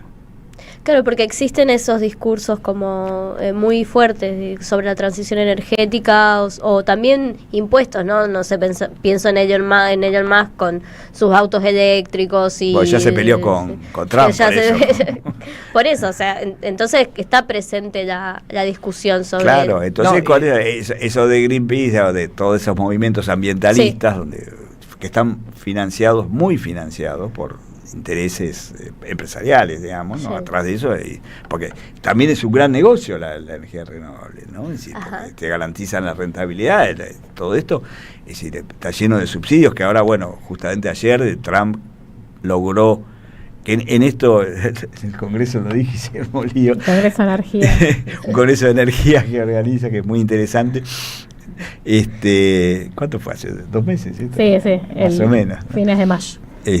Perdón que nos metemos en cosas domésticas, pero dije, en eso coincido con Trump, digamos, de romper un poco con esa narrativa respecto al cambio climático, la transición energética, de sincerar un poco eso y que no nos vengan con una agenda. Nosotros no tenemos que seguir la agenda alemana, nosotros tenemos que seguir nuestra propia agenda. Nosotros tenemos nuestra propia transición energética, que es pasar al gas. O sea, el primer paso de la transición va a ser del combustible líquido al gas, que es mucho menos contaminante que la nafta. No, y lo que le costó a Europa con algunos de estos discursos empezar a cerrar sus centrales nucleares, ¿no? Le quiero mandar un beso grande a Nicolás Malinowski, que nos dio una gran mano en la producción de este programa. Lo nombramos como productor directamente de este programa. Algún día haremos un programa especial sobre Argentina y el desarrollo nuclear, y mientras los salchicha en Europa están cerrando sus centrales nucleares porque le hicieron creer nucleares no, la socialdemocracia, que no iba por ahí, bueno, el mundo empieza a girar hacia ese lado. Che, les quiero agradecer un montón. Hoy nos llevamos un aprendizaje, todo es una clase. Todo me noté. Todo, esto es un teórico de la facultad, viejo, pero apto para todo público. Quiero agradecerle muchísimo a Víctor Bronstein, ingeniero especialista en energía, a Mara Rivera, secretaria técnica y de Relaciones Internacionales de APSE, y a Gustavo Atencio, contador, auditor, laburante de la industria petrolera, por acompañarnos hoy. Muchas gracias por venirse un miércoles a la noche a la Radio de las Madres a charlar sobre la importancia estratégica de YPF. Yo quiero decir una sola cosa. Dale, porque obvio. En la cotidianidad no quiero dejar de pedir la liberación a las compañías que están detenidas, de Alexia, de Eva y de 3 compañías más, injustamente por Patricia Bullrich, Arroyo Salgado y Esper, antidemocráticamente. Así que nada, quiero decirlo porque me parece que estamos viviendo una situación bastante complicada. Y nada, como mujer sindicalista y feminista, le pido la liberación de las compañeras. Y yo quiero agregar que eso también está relacionado con una militante que tenemos presa en el norte, que por patotear, digamos, o amenazar, ya lleva 10 años de cárcel, de detención, va para 12, y Morales dijo, mientras yo esté en el poder, o mi gente está en el poder, vos no vas a salir. O sea, tiene una persona, va a estar con perpetua, ¿por qué crímenes?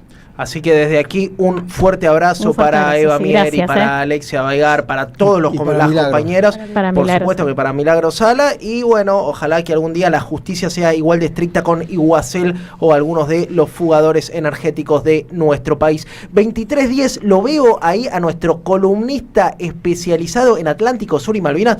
Víctor, ahora te lo voy a presentar porque tenemos un investigador sobre la Antártida. Nosotros nos vamos a una pausa y ya volvemos con esto que se llama Y si sale bien, por la Radio de las Madres. En AM530 pasan muchas cosas. Y todo lo que pasa está en la red. Somos Radio AM530 en YouTube. Entérate de lo que pasa. AM530. Somos redes. Somos radio. El sabor que te acompaña es Café Bantú. El aroma en la mañana de Café Bantú. Bantú. El sistema colonial develado de Jean-Louis Bastey, un libro clave para comprender los pilares centrales del colonialismo en la pluma del que fuera el principal teórico de la revolución haitiana, con un estudio preliminar del historiador argentino Juan Martínez Pería. Conseguilo en librerías y en edicionessicus.com.ar. Te esperamos en nuestra librería Café de Adolfo Alsina 685, Capital Federal. Ediciones Sicus. Libros para una cultura de la integración.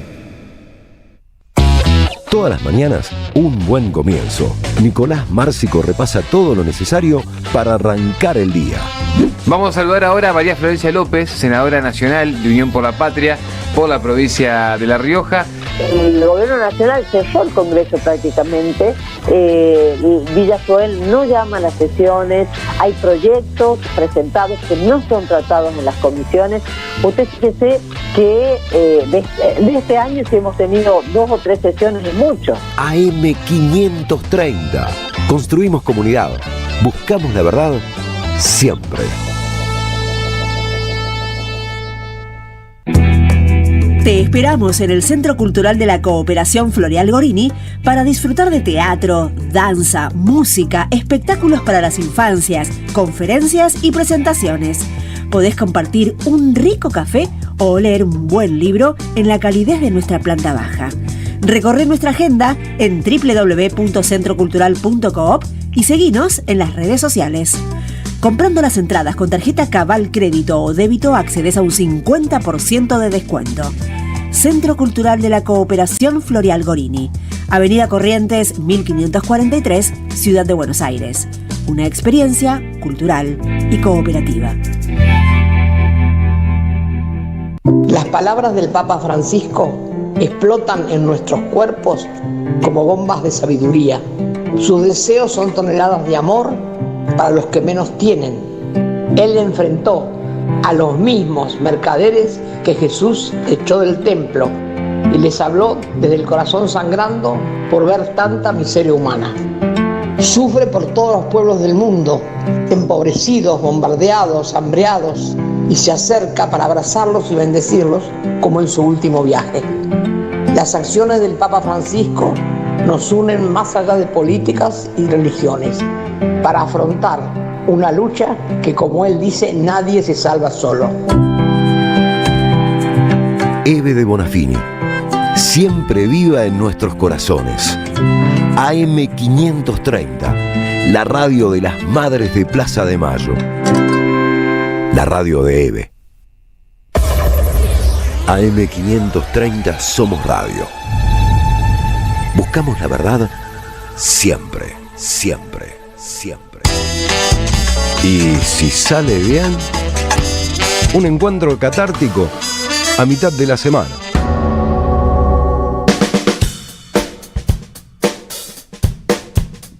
...14 pasan desde las 23 horas... ...tenemos muchísimos mensajes... ...ahora nos vamos a detener en ello... ...muchas gracias a todos los que nos escriben... ...11 3200 0530... ...ahí nos mandan... ...y si no en el streaming... ...somos radio AM530... Bien, vamos a nombrar a las y los detenidos que están detenidos por el supuesto escrache al diputado Espert, sin ninguna prueba. Son Iván Nicolás Díaz Bianchi, Eva Mieri, Alexia Abagair, Candelaria Montescato, Aldana Amucio y Joaquina Santos. Están ilegalmente detenidas por la jueza Arroyo Salgado y por la causa del escrache a Espert, así que vamos a estar siguiendo ahí en el Grito del Sur las últimas novedades. Hoy hubo una conferencia de prensa en diputados con testimonios muy fuertes por parte de los familiares sobre cómo fueron los allanamientos, ¿no? Así que lo siguen @el Grito del Sur. Ya le voy a dar la bienvenida a el invitado que ustedes están esperando, pero antes nos metemos con algunos mensajes. Dale. David dice buen programa, Jair. Liliana desde Tigre dice besos para todos. Javier Fritzler también manda un abrazo. Diego de Corrientes, fiel oyente de este programa, aunque yo no soy yo, sino otro que me parezco a mí, que tiene el placer de tener mi clon, de saludarles. Nos dice alta remera, un abrazo grande, IPF Argentina, y bueno, nos manda un mensaje ahí para leer fuera del aire. Te mando un abrazo grande, Diego, siempre presente. Teresa de Flores también nos deja un abrazo grande. Hola, estimados, primero gracias por el programa y los invitados. Y pregunta sobre la venta IPF y cómo se incentivan con las buenas ganancias diarias. Nos escribe Juan Domingo de Villa Crespo. Mirá vos qué nombre y además qué glorioso barrio donde está el glorioso Club Atlanta. Saludos, Jair Belén y la mesa. Soberanía implica usar nuestros recursos para el propio pueblo, elevando su calidad de vida. Los que exportan todo y privatizan nuestras empresas son traidores al pueblo, nos dice el querido Fernando desde Quilmes. Y te leo una más. Fernando de Mar del Plata dice: cortaron el suministro de gas en casi toda la ciudad y no hay suficiente gas. Esto no pasó nunca en la Mirá historia. vos, no Algo sabía. jodido en La Feliz. ¿Tenés ahí del YouTube algunos, En Belu? YouTube dicen Libertad Milagro. Milagro cumple 10 años presa este 16 de enero del 2026. Después dicen impresentables los que hacen esto con YPF y obviamente denuncian a la justicia norteamericana con este fallo. Jair, Belu y equipo, buenas noches. ¿Qué mesa? Creo que a los oyentes pensamos similar con relación a YPF y la importancia que se le dio en los gobiernos peronistas, pero me surge la pregunta, los actuales están rompiendo todos, lo quieren desguazar, todavía tienen 2 años y medio, ¿se podrá remontar cuando volvamos? Nos dice Mario desde Mataderos, Leo de La Matanza, otro de los queridos oyentes igual que Mario. Jair, querido, la primera vez que te crucé en la plaza te dije cómo habías crecido y no era porque ya no defendías a Massa, sino por el compromiso y la militancia. Lo seguís haciendo cada día, gran abrazo para vos y la banda del Grito. Una locura, soy Cristina Lucero, vivo en Mar del Plata. También se suma a este comentario sobre la falta de gas en la Ciudad Feliz. Vamos a estar investigando. No, aparte muy difícil para las familias en este contexto tener que afrontar cómo calentarse en sus hogares. Está muy frío, la ola polar está arrasando en esta semana en Argentina. Totalmente, 2 más te leo, gran Dale. programa, abriendo el coco, entre tanto bobo, nos dice Sil Centeno. Juan Manuel también agradece el programa y José de Chacarita, que bueno, manda varios mensajes, 100 años venteando el gas para sacar el petróleo y hoy queremos el gas, perfectamente lógico, lo dice obviamente con un toque de ironía, así que muchas gracias a todos los que están y ahora les quiero dar la bienvenida a nuestro querido columnista atlántico sureño, perdón, el señor David Pizarro Romero, bienvenido.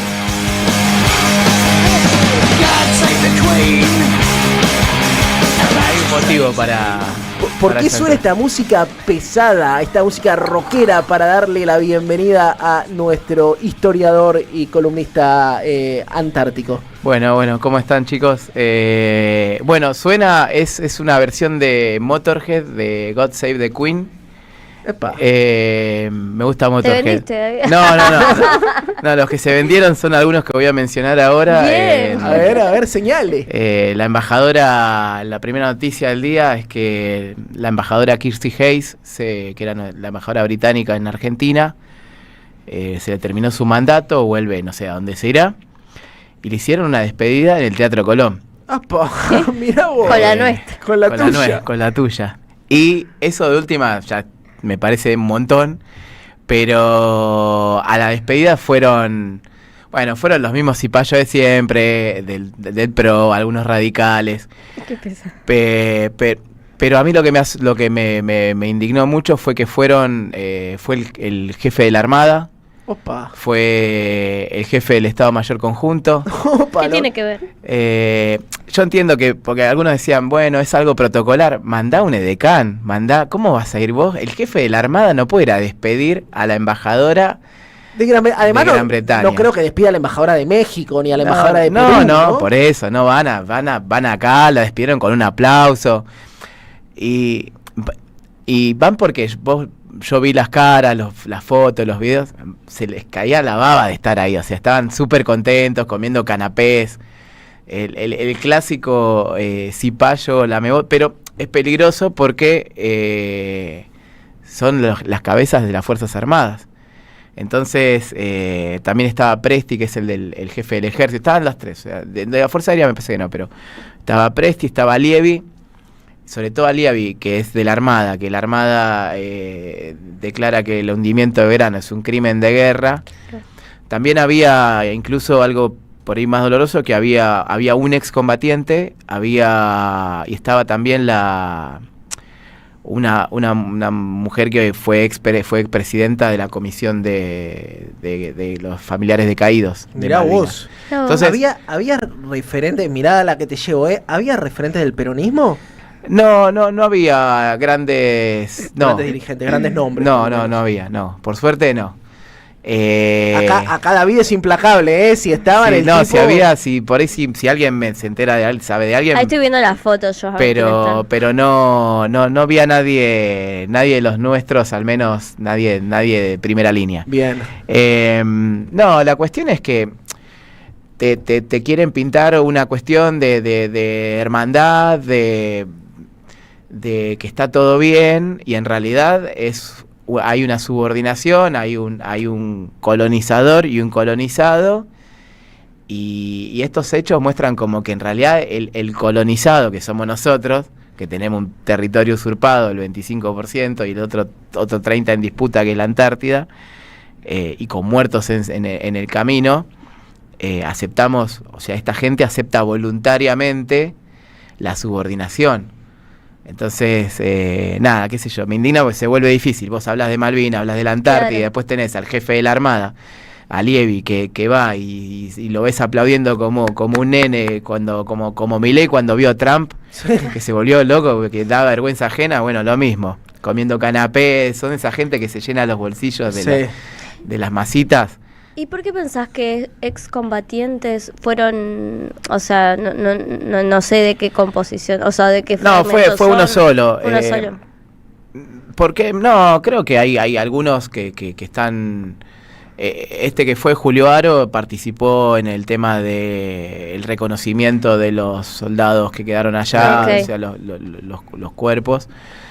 Y una cosa es que es una cuestión humanitaria, que está contemplado en la ley, no es que los ingleses son buenos y bueno, de buena onda te dejo que vengas a hacer un trabajo forense. No, está en la Convención de Ginebra, claro, que rige la guerra y lo que pasa después. Entonces, me parece que se confunde eso con, es algo que deberían haber hecho hace mucho tiempo, con buena voluntad.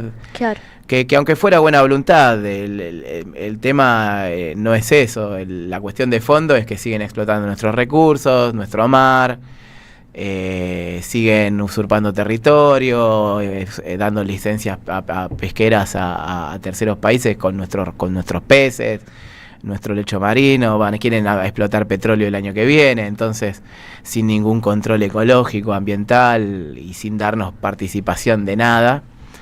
Entonces va por otro lado, o sea, no me alcanza la buena voluntad de permitir algo que ya está escrito en la ley. Y yo sé que tenés una agenda muy cargada, pero me interesa detenerme acá. ¿No hace ruido esto adentro de las fuerzas? Si vos ves al salame, permitime, la adjetivación es mía, sí. Al salame del máximo dirigente de tu fuerza, sentado con la embajadora de la principal potencia ocupadora de un cuarto de tu territorio, hacia el interior de los mandos medios, ¿me entendés? Gente que tiene algún tipo de formación o de mirada más estratégica de los intereses de Argentina, ¿no genera algún tipo de ruido, algún tipo de incomodidad hacia adentro esto? Mirá, yo he hablado con varios oficiales y sí, la verdad es que sí. Claro. El tema es que vos tenés las tres fuerzas, ¿no? Sobre todo yo tengo más relación con gente de ejército y están bastante indignados. Después los marinos... es otra cosa, tengo algunos amigos marinos, pero la idiosincrasia de la Armada siempre ha sido bastante anglófila, por así decirlo. Son los que bombardearon nuestra Plaza de Mayo, sí, ¿no es son los que bombardearon la plaza y también en el 82 podrían haber hecho un poco más, ¿no? Pero acá saco de lado, corro a la infantería de Marina, que aparte es bastante maltratada en general por el resto de la Armada, son como la elite de la Armada, pero tienen otra formación, pelearon muy bien en Malvinas, pero el resto en general son bastante pro-ingleses, por así decirlo. Mira, Sergio, nosotros tenemos un oyente acá muy querido que se llama Sergio Sánchez, excombatiente, militante también, que dice: Julio Aro es un chanta. La identificación de los cuerpos la iniciamos nosotros con los correntinos, y tomo su palabra porque es una persona que además tiene una mirada nacional, popular, ¿no? No lo quiero describir yo políticamente, pero que es una persona que tiene los pies de este lado del mundo. Bueno, él lo puede decir más. De combatiente, de veterano a veterano se pueden. Yo trato de no. Porque los veteranos pueden pensar lo que pueden opinar lo que quieran, son veteranos, pero sí, es verdad eso. Un poco hay un poco de eso. Te sumo un datito que cantaron en tenor británico un extracto de la ópera Darwin en Patagonia, se No, llamaba el encima, trato. la puta madre. Perdón que yo sume más odio, más indignación. Todo lo que pero está mal, digo, faltaba que los nuestros besen la bandera británica. No, yo estaría como Brad Pitt, ¿viste? En los malditos bastardos que Sí. están cuando prenden fuego el teatro. Sí, a No. punto de volar el cine. Che, pero te traías más temas, David, además de esta lamentable ceremonia de adulación a la embajadora saliente. Sí, las otras dos cosas, una es también una mala noticia, pero, así que voy a terminar con algo arriba. Sí, dale, así bien, que vamos con me la gusta. mala. La mala es que por lo que las noticias que llegan, que no están en las redes sociales, todo lo que se está trabajando en Petrel, o sea, lo que se venía trabajando en la base Petrel, que hablamos de que era como la centralidad del esfuerzo argentino en la Antártida, está todo bastante parado. El Comando Conjunto Antártico desde junio-julio del 2024 está a cargo de la Armada Argentina. Antes estaba a cargo del Ejército, no es que yo tenga una preferencia, pero la verdad es que al menos en lo que respecta a Petrel, el comandante de la base Petrel también es un marino, a diferencia de años anteriores donde había 20 de Ejército, uno de la Armada y uno de Fuerza Aérea, o dos, pero esa era la proporción. Y las obras están bastante paradas, está todo. De hecho, había un proyecto para construir un muelle, el cual se canceló el año pasado. Se terminó la pista, por suerte, en el 2023, entonces por eso tiene que ver con la tercera noticia. Pero nada, es denunciar un poco que las obras están bastante paradas, y si hay alguien de la Armada que me está escuchando que quiere desmentirlo, ojalá que salgan a desmentirme y decir estamos haciendo esto y lo otro, porque la verdad que es una pena el trabajo de las dotaciones anteriores, de 22, 23 y 24, y también el trabajo incluso previo de los ingenieros, de un montón de gente que le metió un montón de dinero y aparte un montón de plata de los argentinos que fue a parar ahí para que ahora no estén haciendo nada y esté todo parado. Esa es y eso es por decisión del Estado Nacional, decisión estratégica Desestratégica. Desestratégica. Sí, mira, hay un poco de recorte del Estado, que el Estado ha recortado los fondos de las Fuerzas Armadas. Este año vamos a un piso histórico de subejecución y de otorgamiento de presupuesto para las Fuerzas Armadas en general. Entonces cada vez tienen menos plata para trabajar, eso es verdad, pero también me parece que hay una decisión del Comando Conjunto Antártico de estar súper tranquilos y parados.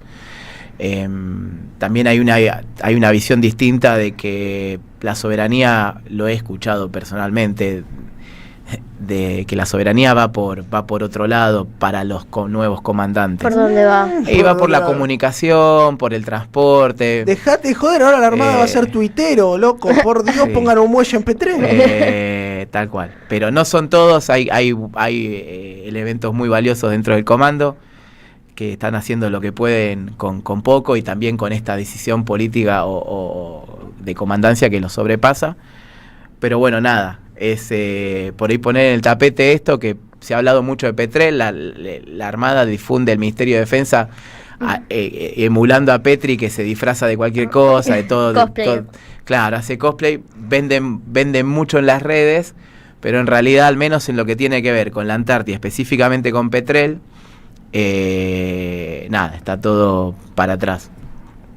Y cerrame con una arriba, porque si no, Sí. ya Porque si no nos vamos a la base. La tercera noticia tiene que ver también con Petrel, es algo dentro de una situación de emergencia, es algo bueno.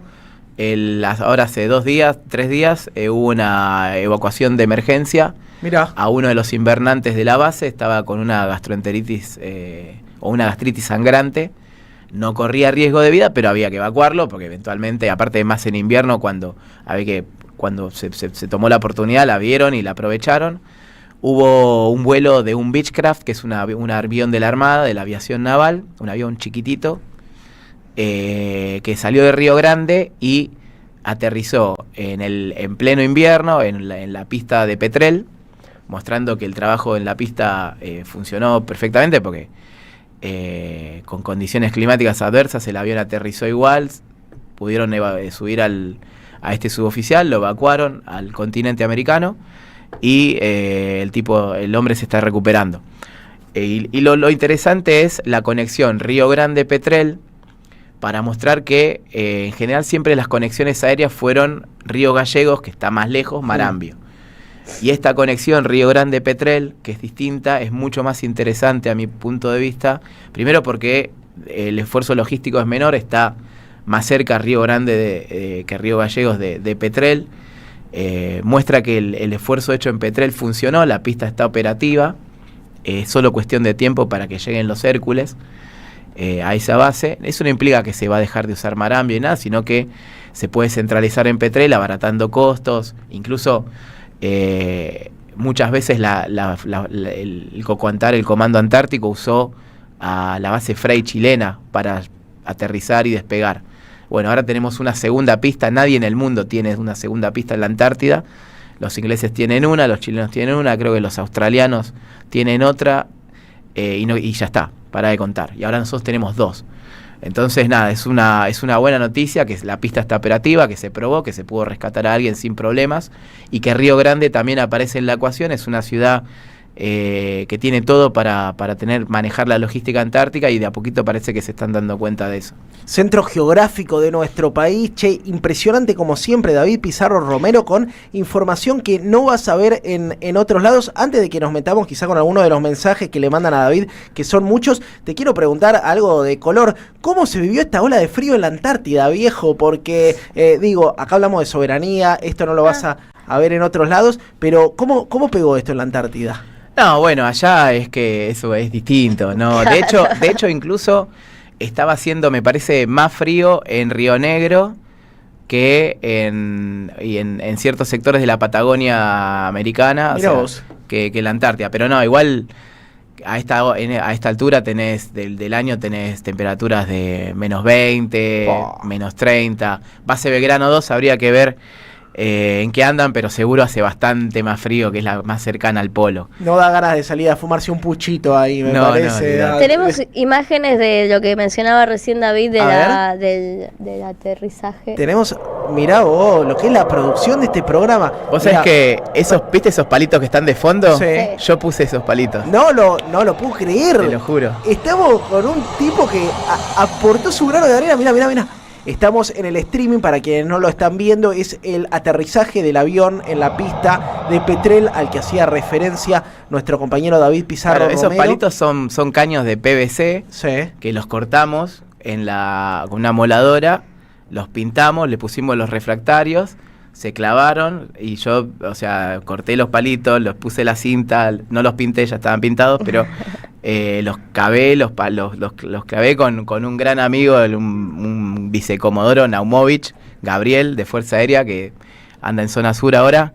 Lo hicimos entre los dos, así que increíble, esos palitos son nuestros. Qué aporte a la patria, viejo. Después uno ni plantar un árbol ni tener un hijo, no escriba ningún libro. Andá Petrel, viejo, a enchetar esa pista. Buenísimo que haya que a pesar de lo que hablabas de la paralización de algunas obras, bueno, esto persiste y que es tan importante también para la vida de las personas que deciden hacer patria ahí también, ¿no? En Petrel. No, olvídate, porque es una herramienta más en caso de estas emergencias para poder evacuar. De hecho, el año antepasado hubo un problema similar, y como esta pista todavía no estaba operativa y la de Marambio andaba también tenía problemas de clima.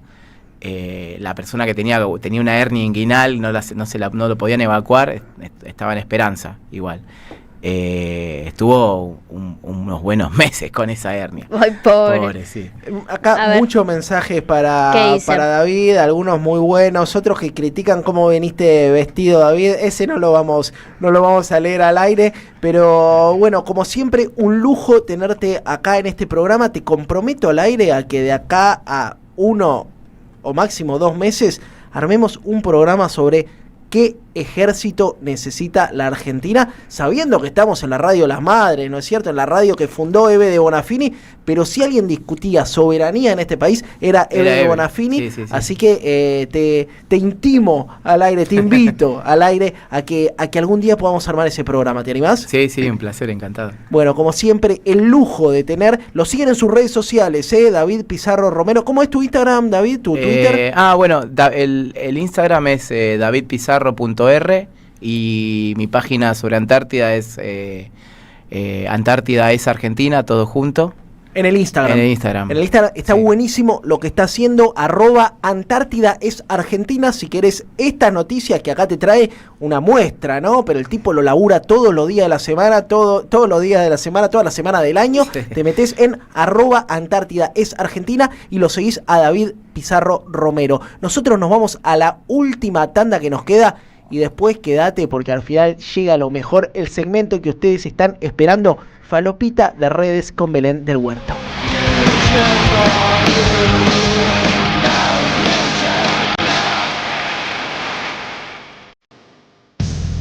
Deja tu mensaje en nuestra línea de oyentes de WhatsApp 11 3200 0530. Somos Radio AM530. Tienes un mensaje nuevo. Camilo García cambia de horario, pero no de estilo. Cada sábado a partir de las 11 te cuenta qué pasó en la semana como solo él sabe hacerlo. Minutos contados. El repaso veloz de una semana feroz. Minutos contados. Sábados a las 11 en el aire de AM530. Construimos comunidad. Buscamos la verdad siempre. El destino de tus vacaciones está en Turismo Cabal. Viví los momentos que querés, con viajes armados a tu medida, con las mejores ofertas y los paquetes que buscas, con más de 35 años de experiencia. Entra en www.turismocabal.com.ar y encontrá las vacaciones que necesitas. Turismo Cabal, seguridad en viajes. Destinada a la cartera de consumo. Más información en www.turismocabal.tour.ar. A las madres, las abrazamos entre todas y todos. No les vengo a hablar de lo mal que nos trata el gobierno. Las madres no esperamos nada de Milei, lo combatimos. No queremos sentarnos a hablar con él ni con nadie que venga de su mano. Pero las madres sí esperamos todo de nuestro pueblo. Seguimos la lucha como a ella le hubiera gustado y reclamamos una vez más la solidaridad de todos los que nos quieren. Colaboren, no importa si poco o mucho, lo que puedan. Todo suma, los necesitamos. No se olviden el alias, amigos.madres.plaza. Tu aporte económico es muy importante para seguir creciendo. Defendamos la memoria, un legado cargado de futuro. Súmate a este proyecto colectivo. Construyamos comunidad. En 2025 vení a los talleres de Lecuni. Música, actuación, coro, tangos, cuentos, teatro, percusión y mucho más para compartir en familia. Acordate, en 2025 los talleres de Lecuni te están esperando. Informes e inscripción, informes.ecuni@gmail.com y seguinos en Facebook, Espacio Cultural Nuestros Hijos, y en Instagram, @ecuni.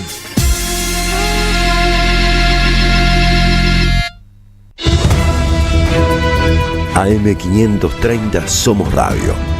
Buscamos la verdad siempre.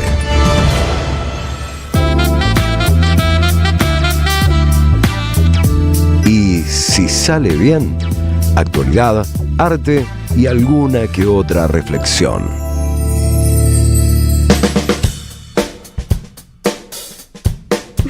Acá hablando de referentes nacionales y populares que no nos cierran tanto, pero eso lo dejamos para afuera del aire, porque al aire está esta cortina que es la que ustedes están esperando. Consumen de la buena.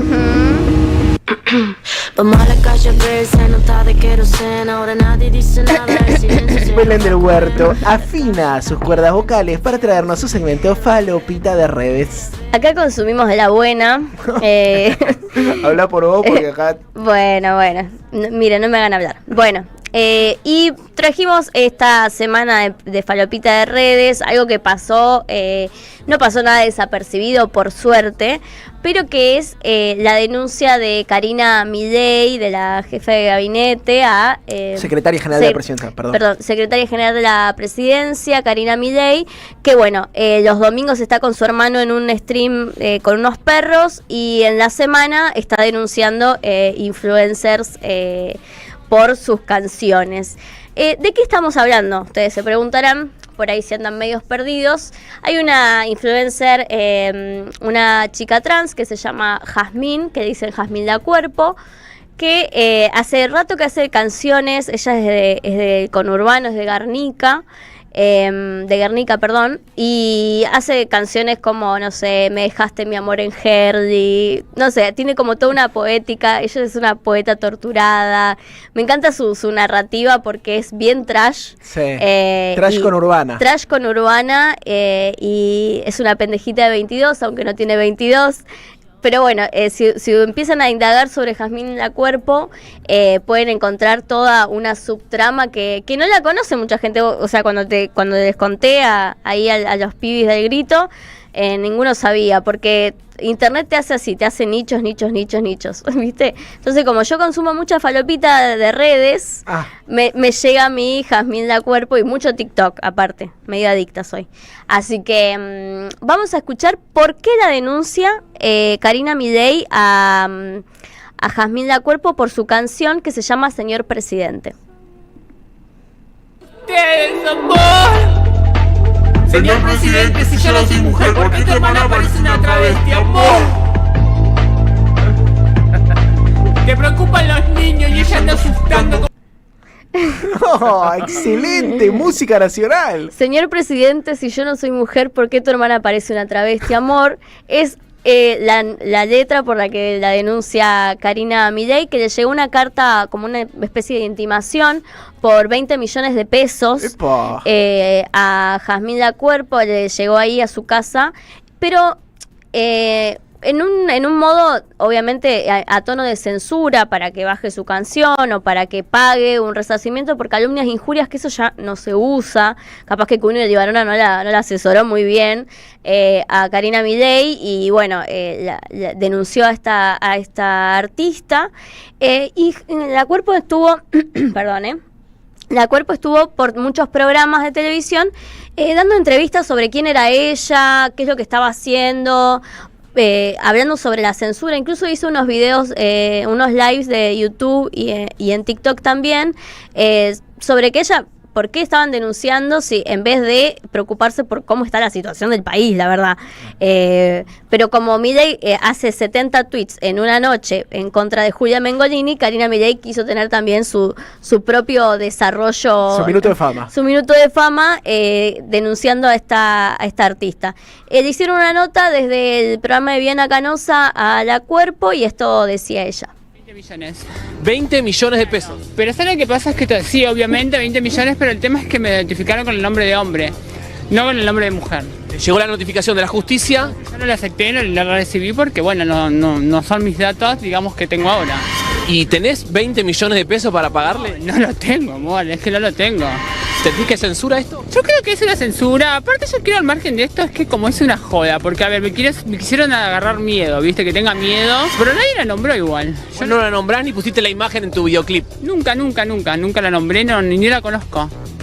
Ni la conozco. ¿Te gustaría conocerla? No, tampoco, no me gusta la política. No llegamos a gobernar. Sí, bueno, justamente 20 millones de pesos para una persona que está empezando en la música, que vive de las presentaciones. Jazmín La Cuerpo va a los boliches, vive las presentaciones, la invitan a programas y también a veces le pagan por eso. Es un personaje muy exótico en las redes, y que lo que está bueno es que varias cosas. Primero, que en tan solo una denuncia se sintetizan muchas violencias que sufren las personas trans. A ver. ¿Cómo son? Que le llegue una notificación con el nombre anterior a su cambio de género. recuerden que la ley de identidad de género... Aparte es ilegal, ¿no? Porque claro. se supone que... Exacto. En 2012... evidentemente los abogados de Karina Milei, como ellos, su hermano también piensa que las personas homosexuales son pedófilas, ella también piensa que no se puede transicionar en género o no reconocer el género de las personas.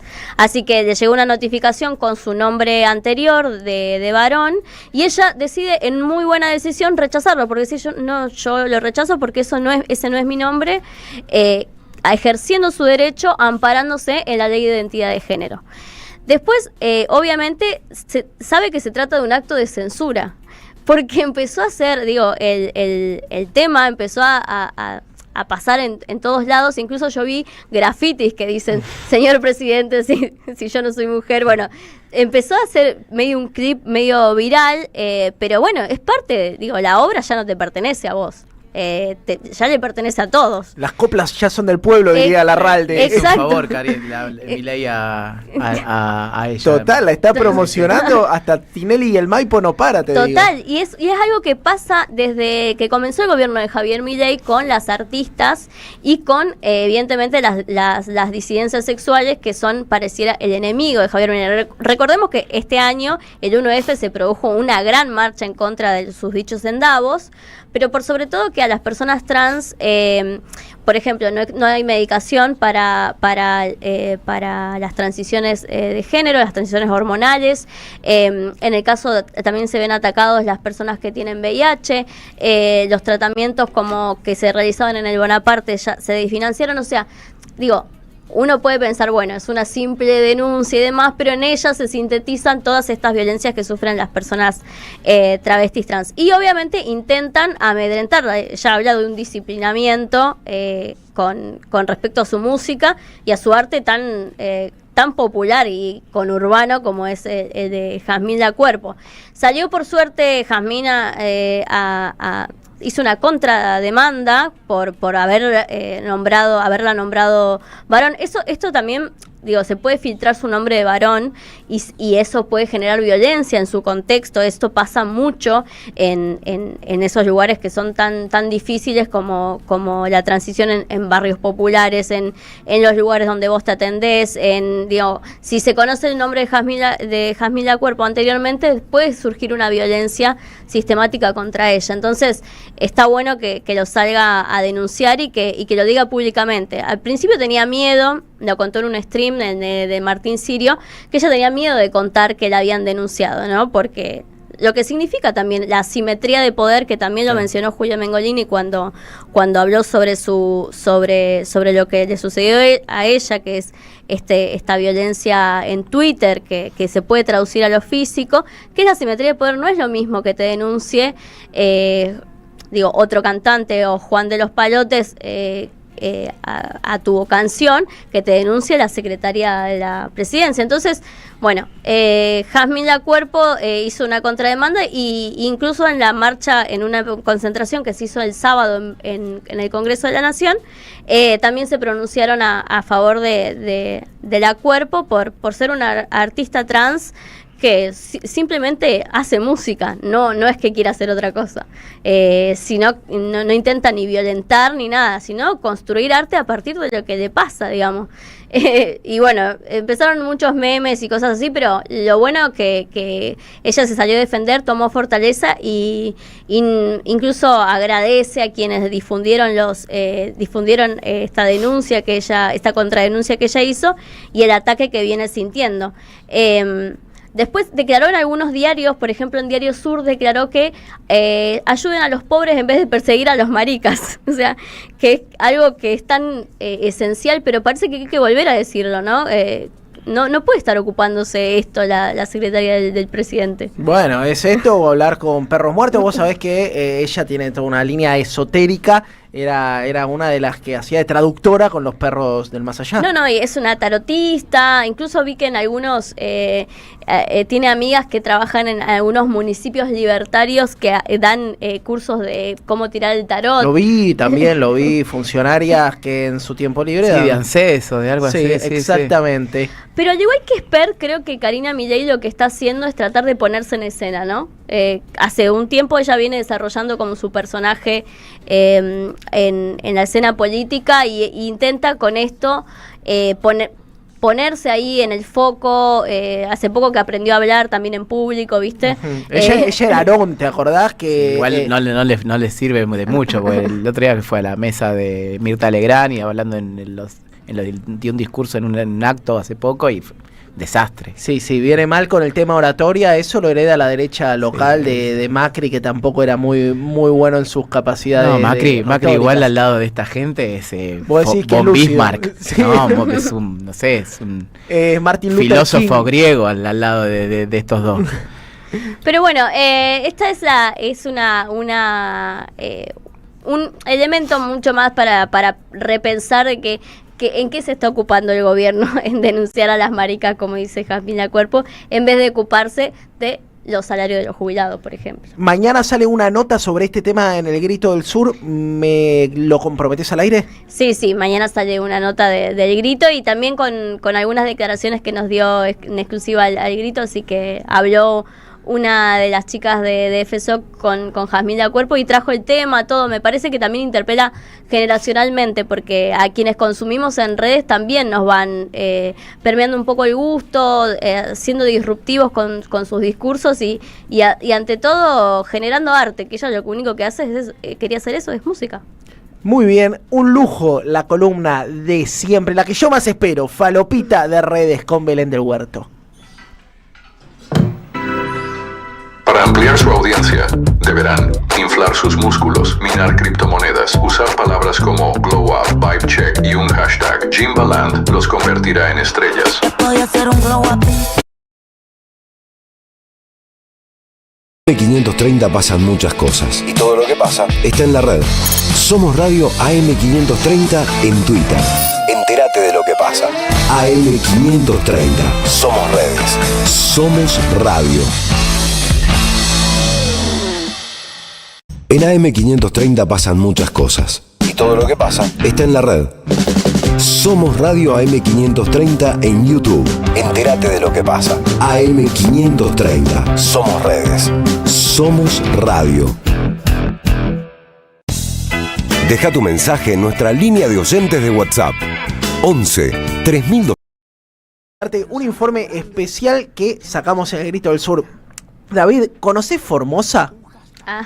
Una sola vez fui a Formosa, pero no mucho. Bueno, hoy sacamos una nota que se llama ¿Por qué Gildo Infran no para de ganar elecciones? Y lo que decimos es que qué hombre, ¿no? Los que defienden la democracia liberal en este país se rasgan la vestidura. Ay, por favor, un poquito de alternancia democrática. Y Gildo Infran no para de ganar elecciones. Y nosotros, que somos revolucionarios y que no desayunamos madera, entendemos que los caudillos populares en Latinoamérica son muchas veces la encarnación de la única forma posible de combatir a los poderes hegemónicos. Pienso en Perón, en Velasco Alvarado, en Getulio Vargas, en Zapata en México, ¿no? Y Gildo, que además, un dato muy interesante, ¿sabés dónde empezó militando Gildo Infran, David? Te agarro frío. ¿Dónde? En el PCR, en el partido maoísta, ¿no? No puedo creer. Después se acercó al peronismo, claro, desde el 95 en Formosa. Hicimos desde una perspectiva nacional un análisis de por qué Gildo no para de ganar elecciones. Te tiro algunas cosas. ¿Vos sabés que Gildo tiene algo que se llama el modelo formoseño para el proyecto provincial? Es un desarrollo teórico, político, quinquenal de planificación, sobre todo económica, y también de esta idea de que el formoseño se realiza en su suelo. Una idea del arraigo, ¿no? Cuando en nuestro norte grande hay tanta migración interna, una apuesta a que los formoseños se realicen en Formosa.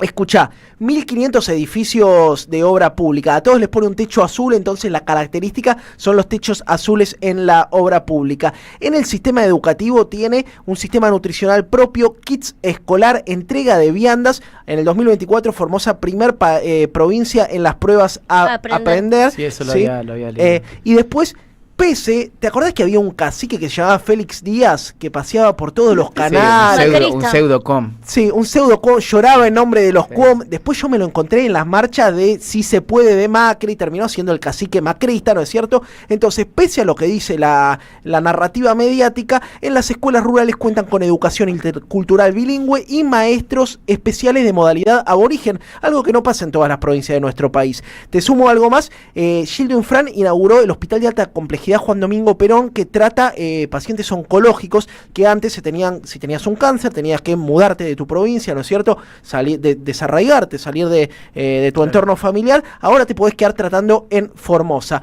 2 cosas más. Googleen Alimentos Nutritivos Formosa, una empresa estatal de producción de alimentos, mermeladas congeladas, polenta, leche fortificada, harina de algarroba es lo que acaban de incorporar, que además son productos propios, y la otra es el laboratorio estatal La Formed. Fabrican larvicidas, insecticidas, repelentes, morfina, alcohol en gel, paracetamol, amlodipina y además producen leche de fórmula para bebés prematuros. Bueno, te metes en @elgrito_del_sur y tenés una posible respuesta que dista mucho de decir son pobres, son negros, son ignorantes, trabajan para el Estado y por eso lo votan a Gildo, que en algunos comentarios gente de alguna orientación política socialdemócrata adversa a lo que nosotros pensamos encuentran su explicación en eso. Esto viene porque Gildo acaba de sacar nada más y nada menos que 67% de los votos. El PJ debería escucharlo más a Gildo, que gana elecciones, y en vez de escuchar a otro que no ganaron nunca ni una elección. Sí, menos consultores catalanes y más modelo formoseño para el proyecto nacional. No, y que obtuvo en estas elecciones el promedio nacional más alto de participación, teniendo en cuenta que hay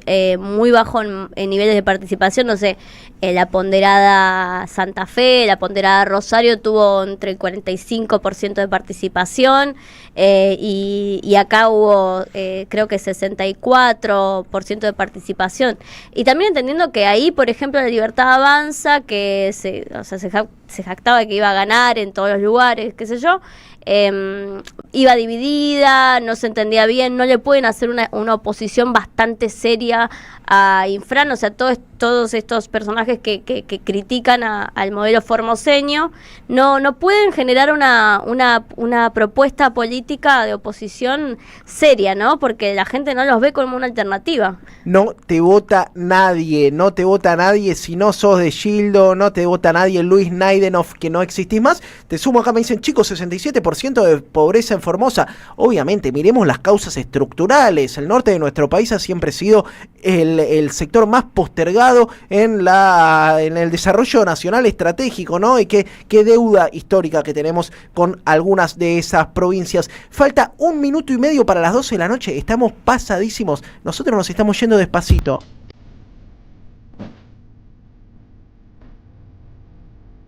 Qué programón hoy. Quiero agradecerle especialmente a Violeta Falco, nuestra nueva compañera en redes sociales. Si nos ves ahí a full en Twitter, es todo laburo de ella. Bienvenida, Violeta, al equipo de Y Si Sale Bien también. Nosotros nos estamos yendo. Muchas gracias, Carlito Di Mare, impecable como siempre en la operación técnica. Pablo Casasola en la puesta en el aire en YouTube. Seba Furlón, nuestro productor desde la lejana localidad de Escobar, jefe CEO de esta cooperativa. Vicky Nardone, nuestra hada madrina en la puesta en el aire. Muchas gracias, querido David. Gracias por la invitación. Un placer. Muchos mensajes acá como siempre para tu participación y el compromiso de hacer un especial sobre el ejército argentino. Acá y ahí alguno que pedía a Milani, amigo de Eve. Lo dejo ahí picando. Belén del Huerto con su falopita siempre al top. Muchas gracias. Chau, chau. Mi nombre es Jair Sibel. Nos vemos el miércoles que viene en este ciclo que hemos dado en llamar Y Si Sale Bien. ¿Por dónde? Por la gloriosa Radio de las Madres de Plaza de Mayo. Chau.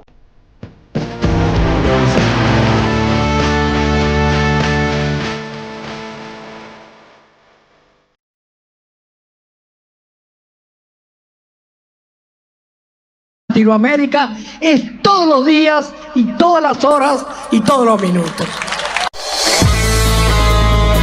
Buscamos informar, escuchar, debatir, pensar, para acercarnos entre todos a la realidad.